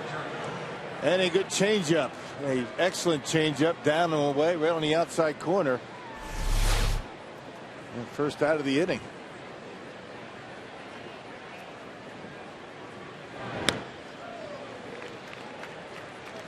Now, don't forget our Brewers Live post-game show coming your way, and they'll certainly have the thoughts from Mark Atanasio if he addresses the media. And don't forget our post-game instructional tonight, and we'll be doing some pitching drills tonight with Lee Tunnell, the Brewers bullpen coach, who joins Jerry Augustine. It's all coming up. Brewers Live. Craig Kashawn and Davey Nelson. Yeah, Lee Tunnell has always had the reputation of being a master of the mechanics of pitching, and I'm sure it's going to be very, very informative. You know, both of those guys know a little bit about pitching. Actually, a lot.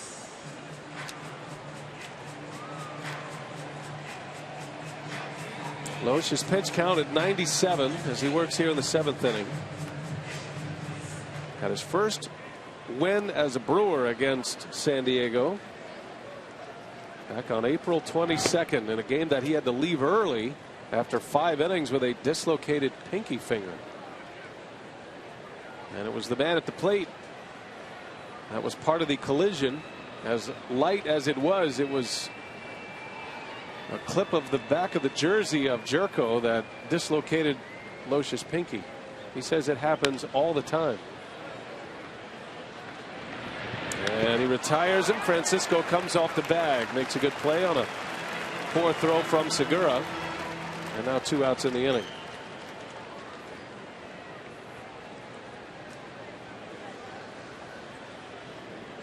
Our text question, courtesy of Ho Chunk Gaming. Larry in Mequon wants to know what makes Kyle Loesch such a good pitcher. Would you like to handle that one, partner? No, I think the analyst is. Well, the fact that he has an arsenal of pitches, he's got 5 different pitches that he can throw for strikes, and he throws them a lot early in the count. So when you're able to get ahead in the count with something other than a fastball, it really has a hitter guessing up there at the plate. He keeps the baseball down. He works quickly and gets a lot of ground ball outs. Always keeps you in the ball game. I guess a sign of a good pitcher is when it's your turn to make a start, your team feels as though they have a pretty good chance to win. Loesch is trying to win his 4th game in his last 5 starts. If you combine his June and July numbers, Loesch is 5-1, ERA under 3, and he is improving upon that tonight.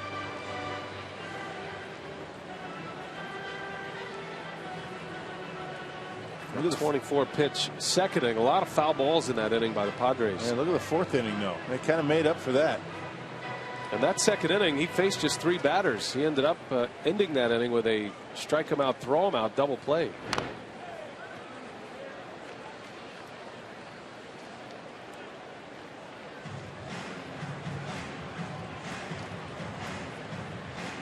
Not sure what Will Venerable's thinking. 2 outs, nobody on, and he's trying to bunt for a base hit. I mean, here's a guy to hit the ball out of the ballpark. Rule of thumb is you really try to get into scoring position with 2 outs and nobody on. Not too many guys are going to bunt for a base hit.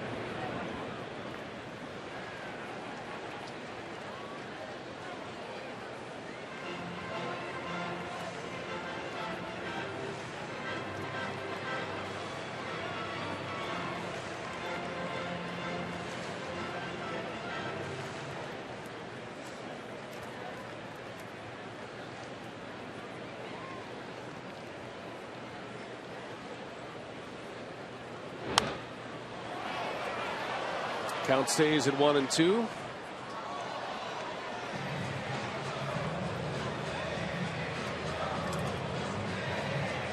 Lowe's trying to get through 7.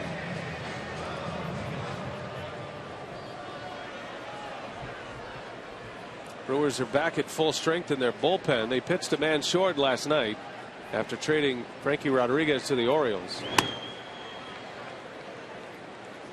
And Alfredo Figueroa rejoining the bullpen today, and you're starting to get to the point now where Renicky can get to the finish line with the combination of Henderson and Axford if Loesch gets one more out. And that one missed inside. 3-2 now on Venable. Man, you got Michael Gonzalez in that mix as well. You get some left-handers that are coming up. Ron Renicky before the game kind of opened himself and didn't put himself in a corner as to a closer that he's counting on. There's a base hit to right. Venable. It's going to be about matchups and where they are in the batting order. Now, the first pitch that Venable had down in the strike zone, you can see what happened. Guy loves the baseball down. You get it up around mid-thigh or higher, and he has trouble with it. Lowe's gave him a pitch down around the knees and hit it hard into right. Out on his front foot, but able to hook it into that hole. It's a good at-bat by Venable. John Axford just started throwing. That's just his third toss in the bullpen. So this is going to be Loesch's hitter here with Jesus Guzman coming up, who doubled off Loesch into right center back in the 5th inning. And the kind of power to give the Padres the lead if you're not careful.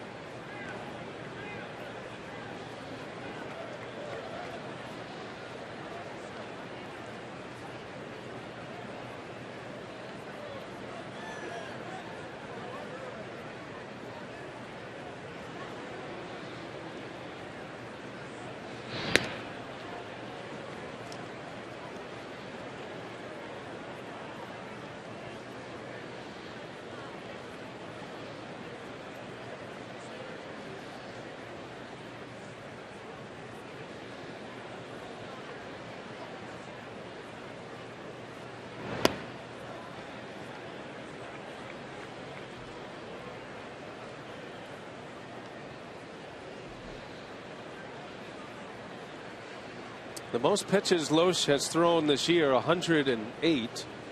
Did that against the Rangers back on May 8th. And he will pass that with this next offering. There's a strike. 1-1.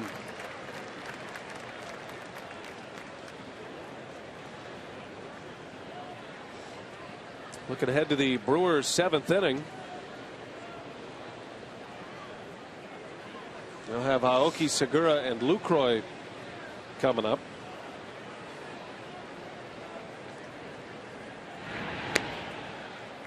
Venable certainly a base stealer.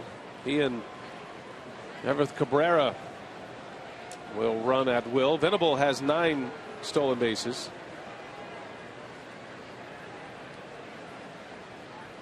It's been caught 3 times. 75%, a pretty good ratio of stolen bases. I always wonder for a manager how aggressive he'll be in this spot, Bud Black, with a power hitter at the plate. Got a big lead over there. Looks like he wants to go. 2 balls and a strike.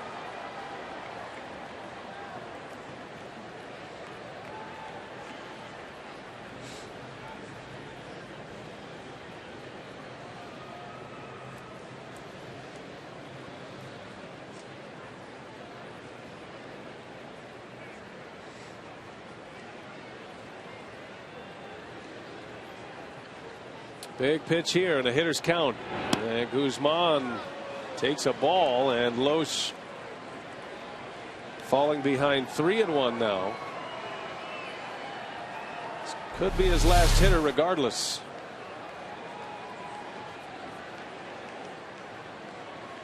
That's a good pitch and a good take by Guzman.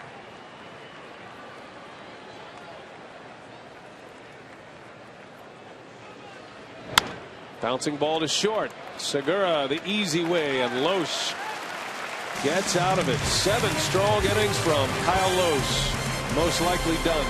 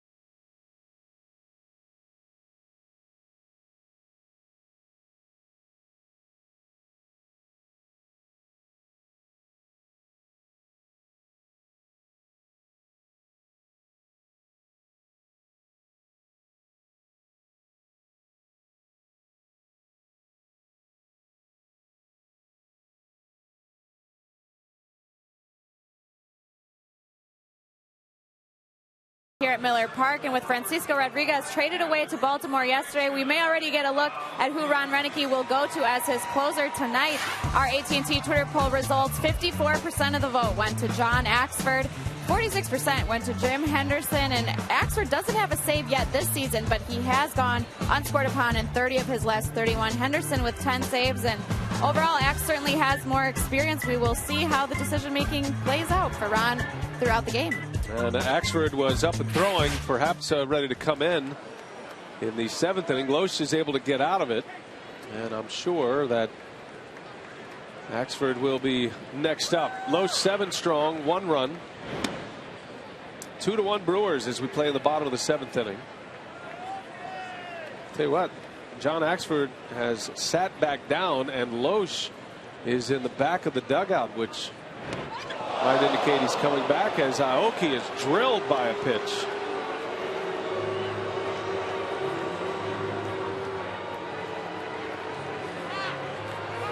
Nori Aoki hit by a pitch from O'Sullivan.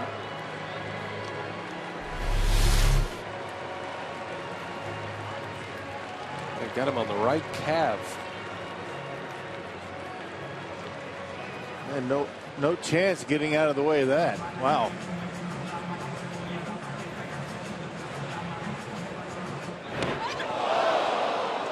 That didn't sound good. Yeah, that's not even close. Aoki smiling it off. A hurtful smile. And the Brewers have a man on to start this 7th inning. O'Sullivan has pitched well. This is just his 2nd Padres start. Just his 3rd appearance with San Diego. And other than that 1 big hit, the Gomez 2 RBI double, he has done a good job keeping the Brewers off balance. He's pitched out of some jams. Yeah, 2nd and 3rd innings could have been haymaker innings for the Brewers against the Padres, but got his outs when he needed them. Brewers have stranded 7 tonight. Left the bases loaded in the 2nd inning, and then left 2 on after they scored 2 in the 3rd.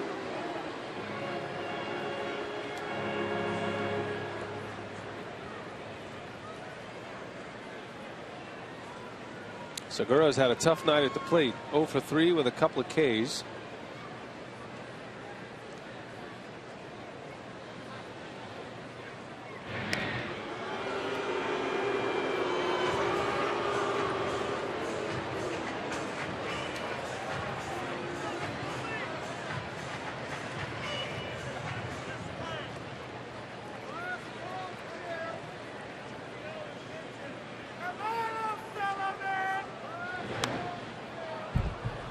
It's always a good option for Segura, especially when he's in a bit of a slump at the plate. He is always a threat to bunt for a hit.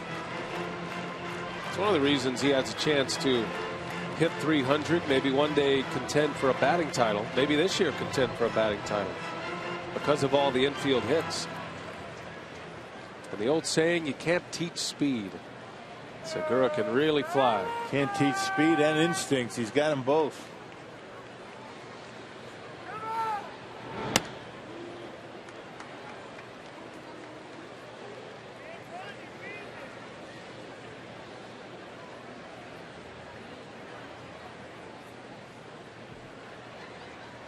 Well, Sullivan with 95 pitches, working here in the 7th with bullpen activity behind him. And it's 2-1 on Segura.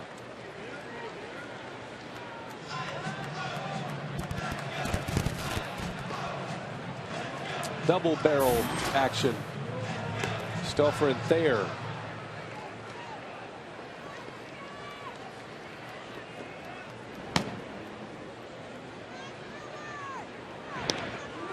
Saw where Matt Garza is pitching a gem tonight for his new team, the Texas Rangers. Texas leads New York 2-1, beating the Yankees in the bottom of the 7th inning. Garza's still in his first start as a Ranger. He has given up just 4 hits and 1 unearned run in 7 innings. Into right center, slicing. Venable is there to make the catch. And Aoki retreats, 1 gone in the frame. He covers a lot of ground out there in center field. Been a different center fielder in all 3 games so far in this series for San Diego. Denorfia the first game, Amarista last night, and now Will Venable. All of them cover a lot of ground. Bud Black on his way out, and normally when the manager goes out, he's the one who makes the change, and the call has been made to the bullpen. So the night ends for Sean O'Sullivan. Base runner first, still his responsibility. He exits after 6 1/3.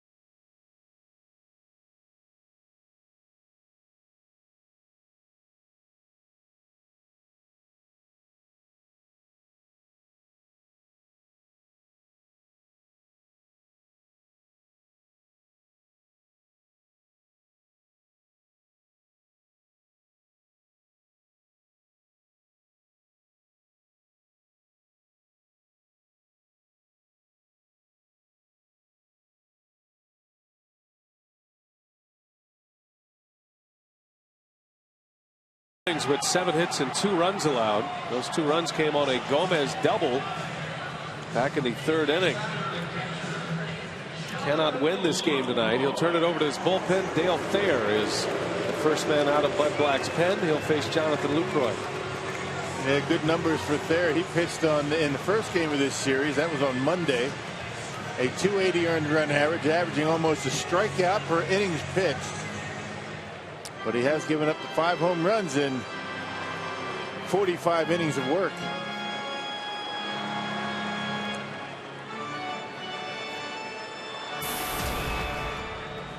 So Lucroy bats with a runner at first and 1 out. Kyle Loesch 7 strong tonight.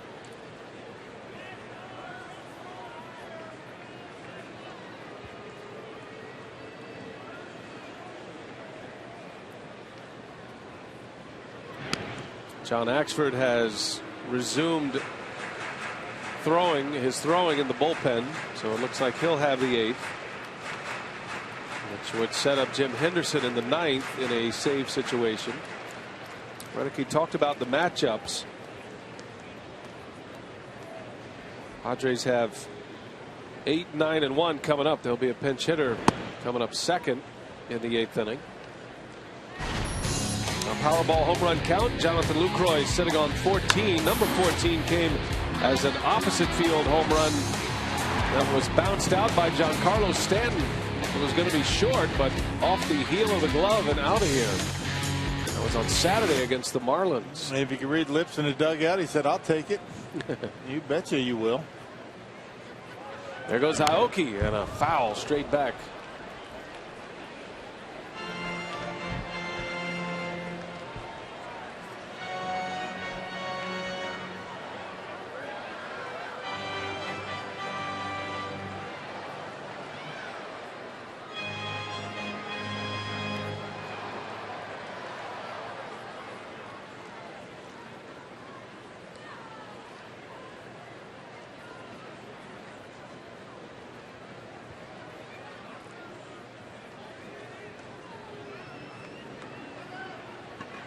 No balls, 2 strikes, and it's upstairs. 1 and 2 on Lucroy with Gomez to follow. Brewers would love to put some more runners on base for Gomez. He is red hot tonight with 3 hits.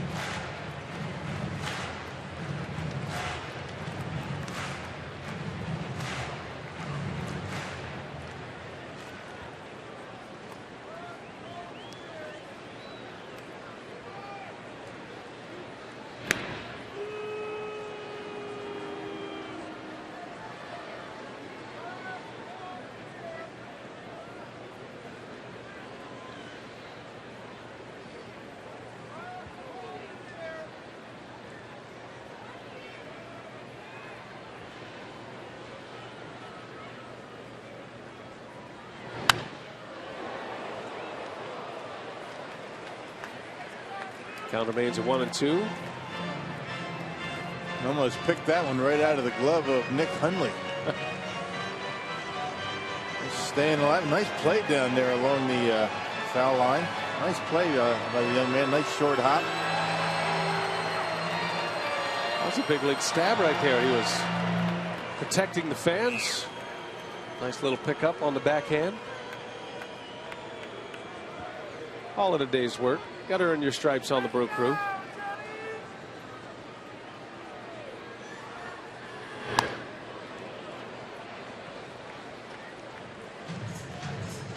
That had to have some vibration to it. A knuckle buster from Thayer. Lucroy says I might ought to bury that bat. But he's alive still. Able to get a piece of it. That was very Aoki-esque. Yes, it was.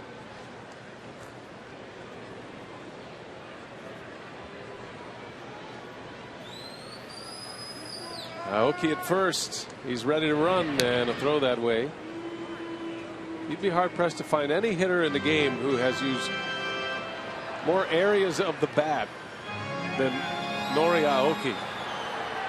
From the knuckles all the way down to the end and all points in between. And he's had hits on just about every inch of the bat. Sometimes he doesn't even need both feet on the ground to get a hit.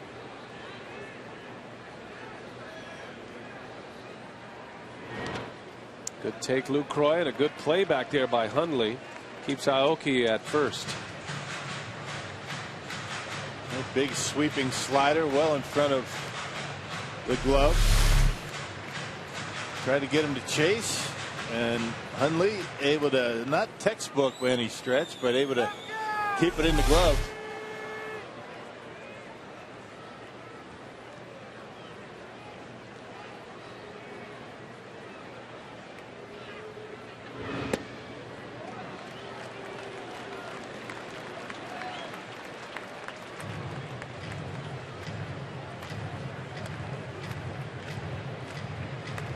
Mark Grant.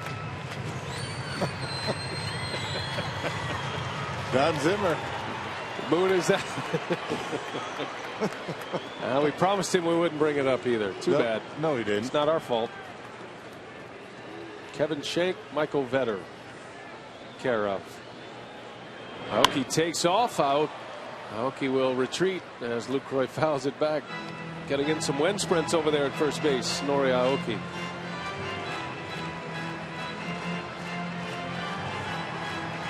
Ninth pitch of the at bat for Jonathan Lucroy. Making him work.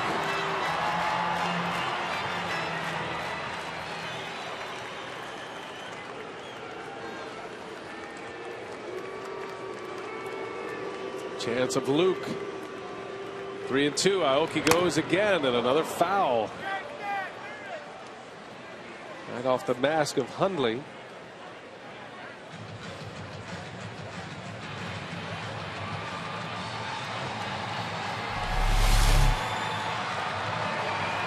Yeah, that's a direct shot right there. That baseball ends up in fair territory. It's hard to do that with that kind of a mask because it's tapered. Designed to deflect those kind of. That was right between the eyes right there. And that'll shake you up a little bit. Well, John Hirschbeck, the home plate umpire, called out the athletic trainer. Maybe Hundley wasn't answering Hirschbeck's questions. And he just said, no, I was just ignoring you. And he punches him in the gut.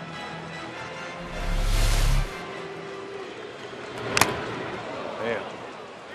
It sounds like a headache. Yeah, that's a direct blow right to the face right there. I tell you that the separation in the bars so you can see real well, just enough to keep that ball off his face. If any baseball is going to find its way through those bars like that, it would have been that one. A lot more space between there so you can see real well as opposed to the conventional mask. Lucroy in quite a battle here. Runner takes off again, and a called strike 3. Lucroy is rung up, disagrees with the call. Aoki steals second base. But now 2 outs in the inning. Man, pretty good pitch though from Thayer. Pitch down and in. He relies on that sinker. There's a 10-pitch battle won by Thayer. And now it's going to be Gomez, who is having quite a night. He doubled in the first inning down the line. Or rather the second inning. And then in the third inning, he doubled in 2 runs. He banged it over the head of the speedy Venable in center. And those 2 runs still standing up tall. Gomez, an infield hit, his 3rd time up. 3 for 3 after being 3 for his previous 43. At the plate presented by Wendy's. That's why they call it a game of averages, right?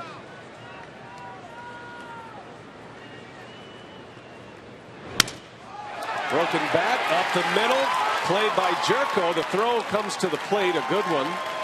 And it's a 4-hit night for Carlos Gomez, which is his 4th 4-hit game of the season. Excellent play by Jerko to keep Aoki from scoring there. And more importantly, the run not able to score. Aoki, because Jerko kept it in the infield, has to stay at third. The Thayer gets in on the hands of Gomez, blows up the bat, but ends up able to get a base hit out of it. But Aoki has to stay put at third.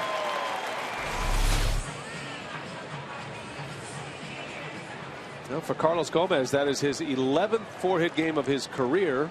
4 of them this season, which leads the National League.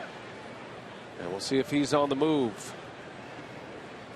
Juan Francisco again batting with 2 on. Gomez takes off, throw to third, and now a throw to second. Hits the umpire. And coming in to score is Aoki. Man. Umpire was inside the infield. Aoki in to score. He's just a part of the field at that part of the field. Yeah. And now if he was out in the outfield, that would have been a dead ball, but it is not. And Bud Black calling for an explanation. Not much that. Well, on the throw, and it doesn't really matter where he is. On a batted ball, that's the difference. But on a throw like that from an infielder, I mean, umpires sometimes just can't get out of the way. And Bud Black's going to lose this discussion. Bob Davidson not even budging. He's right in the way at the throw. He wouldn't have got him at second base, but Aoki would not have been able to score. Gomez hits Everett Cabrera, and that would have been obstruction. Badgel Mutual Insurance run of the game. And just judging where Bob Davidson was standing. Can't be standing there. That ball had a chance to maybe go into right field, but he was right on the grass. And the Brewers take a 3-1 lead, and Francisco takes a strike. Yeah. I mean, Bob Davidson never moved. That ball was tailing. It looked like it was going to be a decent throw, but I mean, Bob Davidson in on the grass, not able to get out of the way. Didn't even look like he tried to get out of the way, for that matter. And it's a live ball. When a throwing ball hits an umpire, no matter where they're at. Yeah, that's a good point. And you can't really, I mean, you can't fault Bob Davidson so much. That was a very unusual play with a runner going at second, taking off. The throw from the pitcher went to third base, not the catcher. As Francisco takes a called strike 3. Crazy play. The Brewers will take the insurance run. It's 3-1.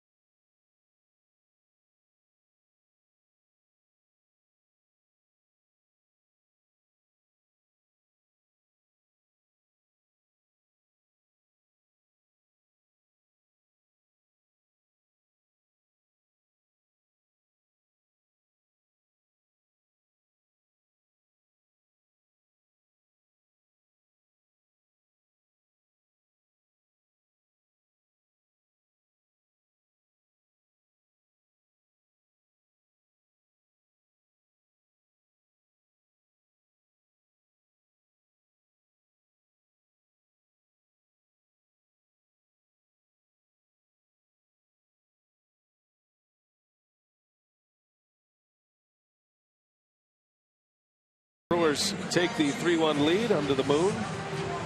And then our shining moment tonight, brought to you by the Marshfield Clinic.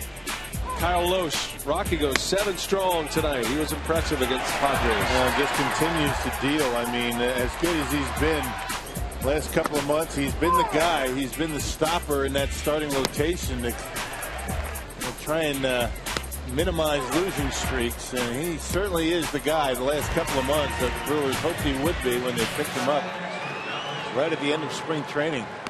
As John Axford takes over for the 49th time this year. Axford has been outstanding his last 30-plus appearances. Looking to set up Jim Henderson, I would imagine, here in the 8th inning. Brewers lead by 2 now. Kyle Lohse goes 7 innings tonight. 5 hits, 1 run allowed. That was a home run by Hundley. Once again, no walks. And back-to-back starts with 0 walks. And for Kyle Lohse, his last 11 outings, 9 of them have been quality starts. And a 2.49 ERA in his last 11 games. Yep, 3 walks for Lohse in his last 34 innings. And after dropping 5 consecutive decisions through late April and all of May, Lohse with a win tonight could get his record back to 500 at 7-7. It's been quite a turnaround. Yeah, we had a text question: what makes him a good pitcher? He throws strikes. He doesn't walk batters. That's one of the things that makes him so good. Axford trying to keep it right there. Hundley leads off.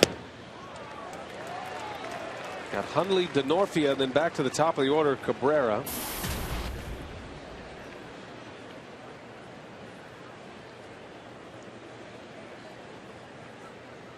I think it is going to be interesting each night in situations like this to hear from Ron Renicky on why he went with Axford or Henderson in the particular situation, the specific reasons. I'm not sure he's going to be giving that up before the game or maybe even during the series, but there are matchups and specific matchups that Renicky likes better with Axford on the mound as opposed to Henderson. Axford better against lefties. But you got a couple of right-handed hitters coming up, and then the switch hitter Cabrera. Boy, defensive swing. Axford blows him away with a fastball. Out number 1.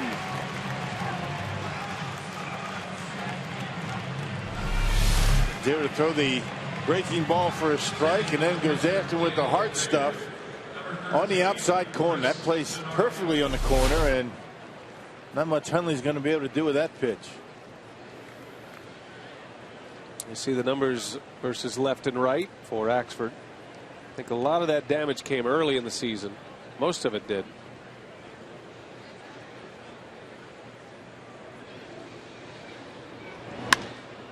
Popped him up. DeNorfia, the pinch hitter.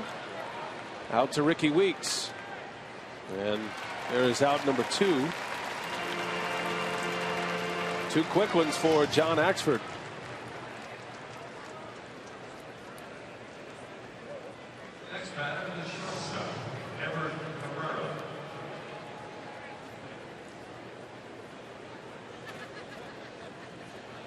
Back to the top of the order now, and Cabrera.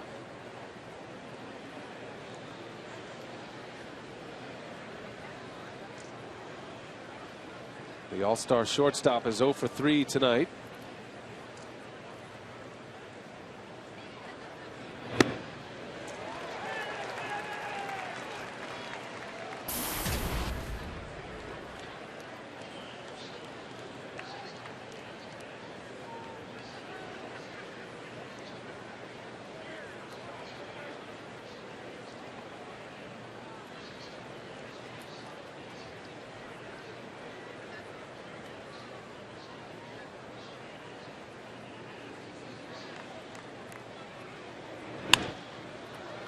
In the air to left, Gendel racing over, foul territory. What an inning for John Axford. Sharp. 3 up, 3 down with a strikeout, and we're headed to the bottom of the 8th. The Brewers lead at 3-1.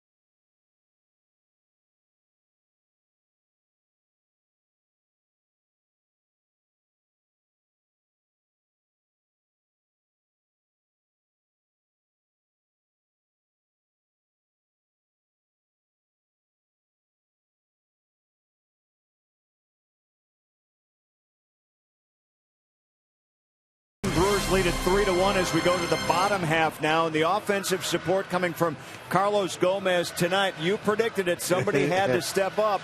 4 hits, the 4th time this season that leads the league. Well, that's right. And Carlos was mired in a little bit of a mini slump, but boy, he has done a great job. He's used the whole field tonight to get his hits and has done a great job.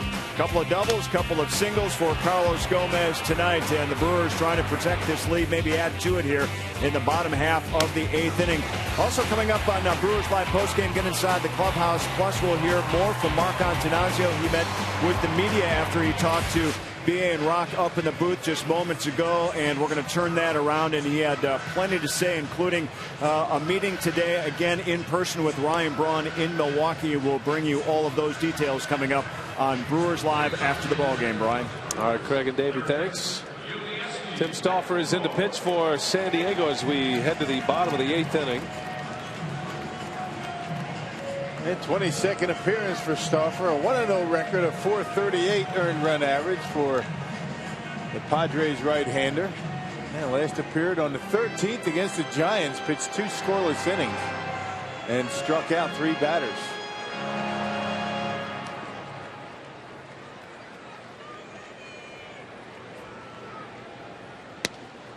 Betancourt leads off. Takes strike 1 from Stauffer.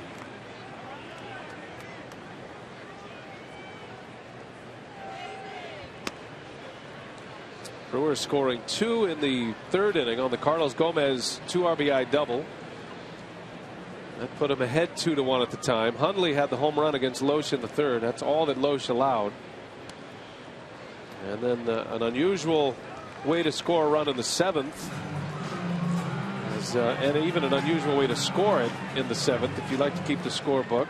Carlos Gomez credited with a stolen base, and then there was an error on Chase Headley that scored Aoki. The ball hit Bob Davidson. Yeah, last year that might have been a fake to third and go to first base, which would have picked off Gomez, but you can't do that anymore. That's a balk. So he had to throw to first, third base. Gomez had a tremendous jump and able to get in there on the throw from third. It was a crazy play.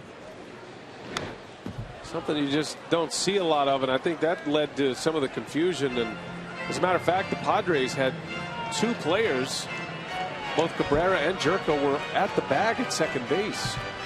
There used to be a rule forever in baseball until this season that you could fake a throw to third base. Now, I'm not sure if Thayer was still thinking that was the rule, but as he picked his leg up, Gomez took off and he had to make a throw to third base, which was unusual. As Betancourt pops it up, and there is out number 1. Yeah, not sure why you would throw to third base, but it cost the Padres a run. And there's the throw. It would have been close at second base. Bob Davidson gets hit in the back and allows the run to score. There's the obstruction call right there on Cabrera. Had they thrown out Gomez at third, he would have been credited third base because of the contact. Caleb Gendel into right field, a base hit. Yeah, good for Gendel. He has hit the ball squarely 3 times tonight. 2 line drive outs to show for it, and now a single. Getting a little bit more confident each and every time he goes up there. There's a split-fingered fastball up in the zone. Then he'll have a tomahawk it into right field. Gendel, he is in a good place offensively right now. He had a couple of line drive outs the other day as well. So he's at first, and here is Logan Schaefer now pinch hitting. On the first pitch, it goes 4-6-3 in a double play to end the inning. We're headed to the 9th. Last call for the Padres. Jim Henderson on to try to nail it down.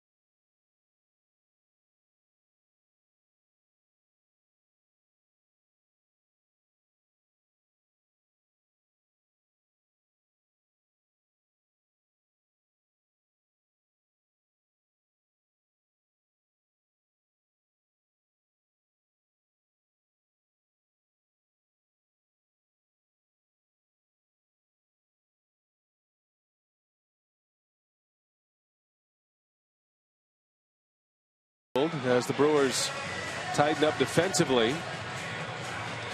And Jim Henderson is on to try to nail it down. He has 10 saves, but his last save was June 21st against Atlanta. Check the Columbia St. Mary's save tracker for Henderson. Man pitched last night. He pitched a scoreless 9th inning. Gave up a hit, but struck out a couple of batters. And look at it, nailed down number 11.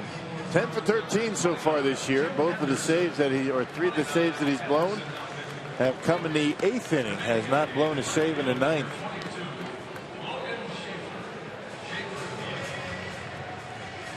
So the day after Frankie Rodriguez was traded, it is Jim Henderson who gets the first opportunity to save it. Brewers really did a nice job with their bullpen. You got to give Ron Renneke, Rick Kranitz, Lee Tunnell a lot of credit there. Henderson went down with the injury. K-Rod ended up as the closer, and because he proved he could save games, he made himself a valuable commodity to other teams, and the Brewers were able to trade K-Rod for a prospect. And now they turn it back over to Axford and Henderson. Axford worked a scoreless 8th. Henderson on for the 9th. Chase Headley leads off.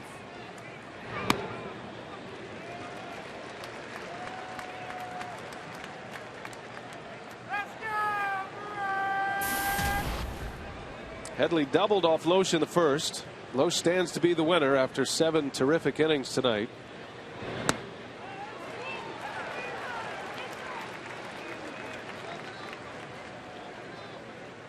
Henderson's had good command of both the fastball and the slider lately. Runs into problems when he can't throw the slider for strikes. He's forced to come in with a fastball. 96, 97 with the fastball for Henderson.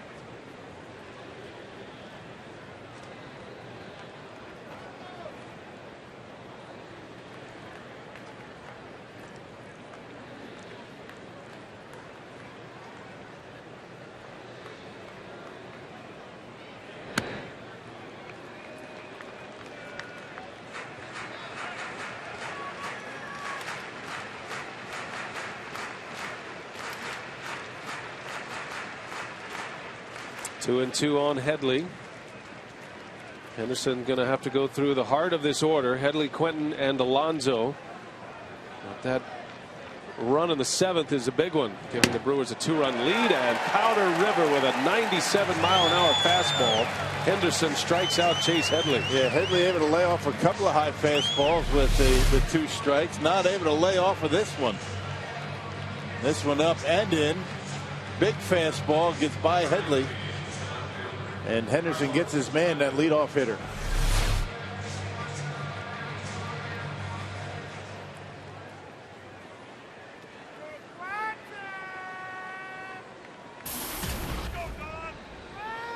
Carlos Quentin with one away.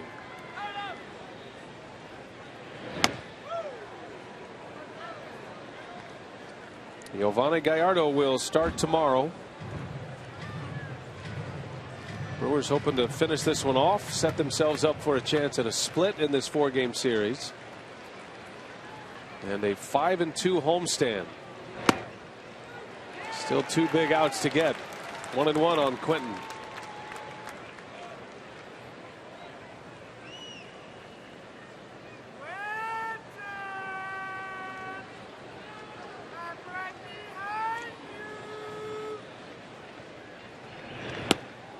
A slider from Henderson. He cuts through. A ball and 2 strikes. That was a wicked slider. He's throwing pretty good. That was a 89-mile-an-hour slider. That's pretty fast. You don't see many sliders at that velocity. Wow.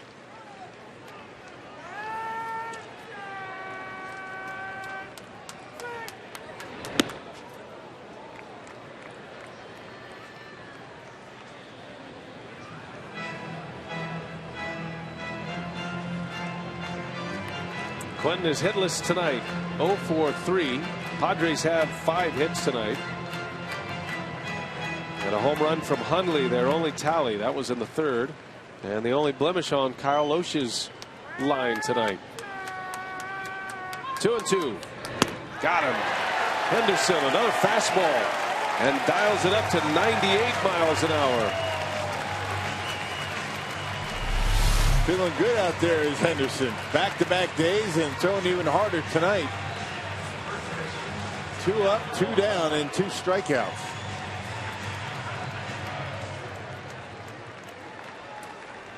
Two Ks for Henderson. 5 in a row retired by the bullpen.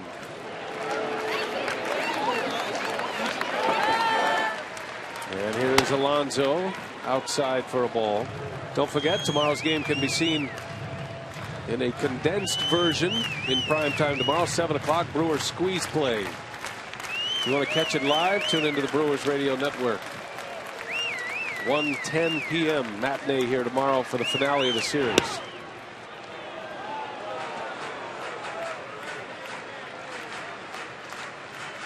Brewers tomorrow after the game will head to Denver, starting a weekend series with the Rockies, and then to Chicago for a 4-game series in 3 days against the Cubs. Strike one.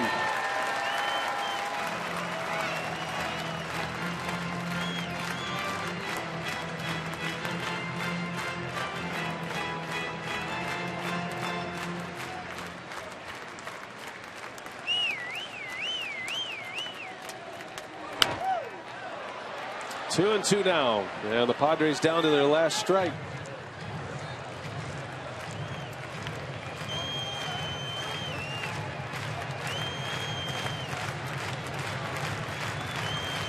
Henderson coming off a scoreless inning last night with 2 strikeouts. He's got a chance to strike out the side here in the 9th. 2-2. Just got a piece. Henderson was really rolling along before the hamstring injury.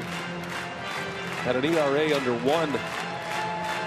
Just 2 earned runs in his first 19 2/3 innings before he injured the hamstring. It was on the shelf for a month.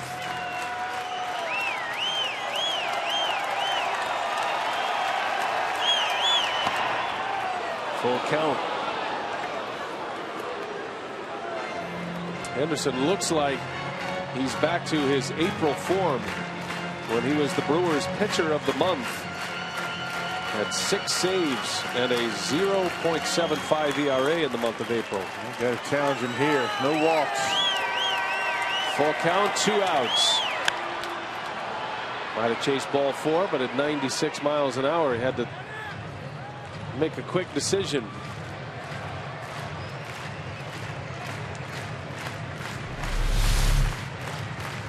Not too close to take. Alonso just barely able to stay alive.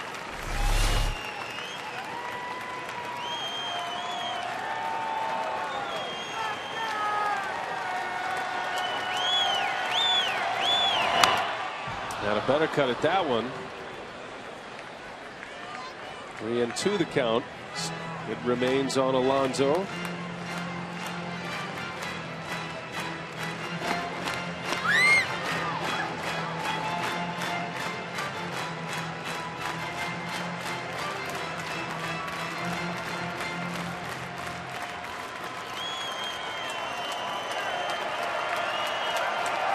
We'll do it again. Another 3-2. And he lost him. Ball 4. That will bring the tying run to the plate for the Friars. And a good fastball hitter coming up in Jed Jerko. Last thing you want is to walk the tying run to home plate, and that's what Henderson just did. And put it on the tee, let him hit it.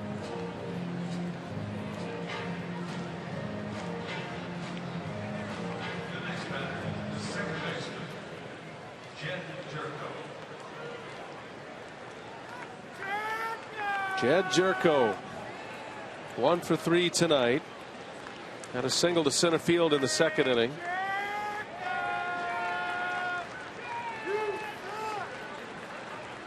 Henderson 1 out away.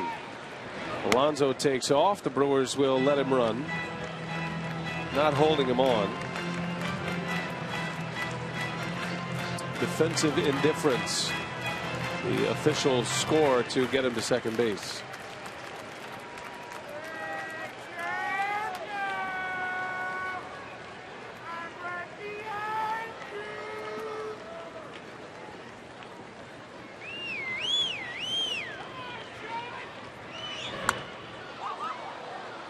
And you can tell Jerko is ready to hack. And that's where you want to put it. Henderson put it in on his hands, and it's very difficult to get the barrel of the bat on it when you put it in there.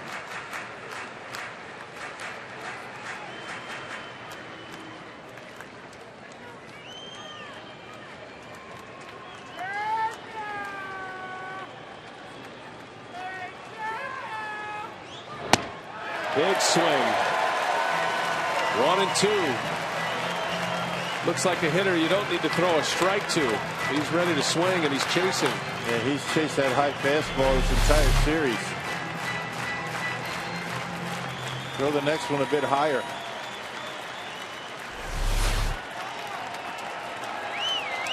And the 1-2. Ooh, that was a pretty good pitch. Jerko fouled it back.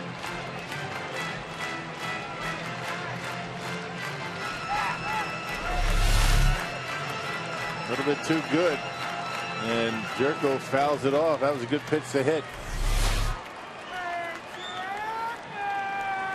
He's had the big velocity tonight, Jim Henderson. 17 of his 23 pitches. And a breaking ball, roller out to Weeks. Ricky will make the play, and the ball game is over. The Brewers win as Jim Henderson comes on to nail it down. His 11th save. Big night for Gomez.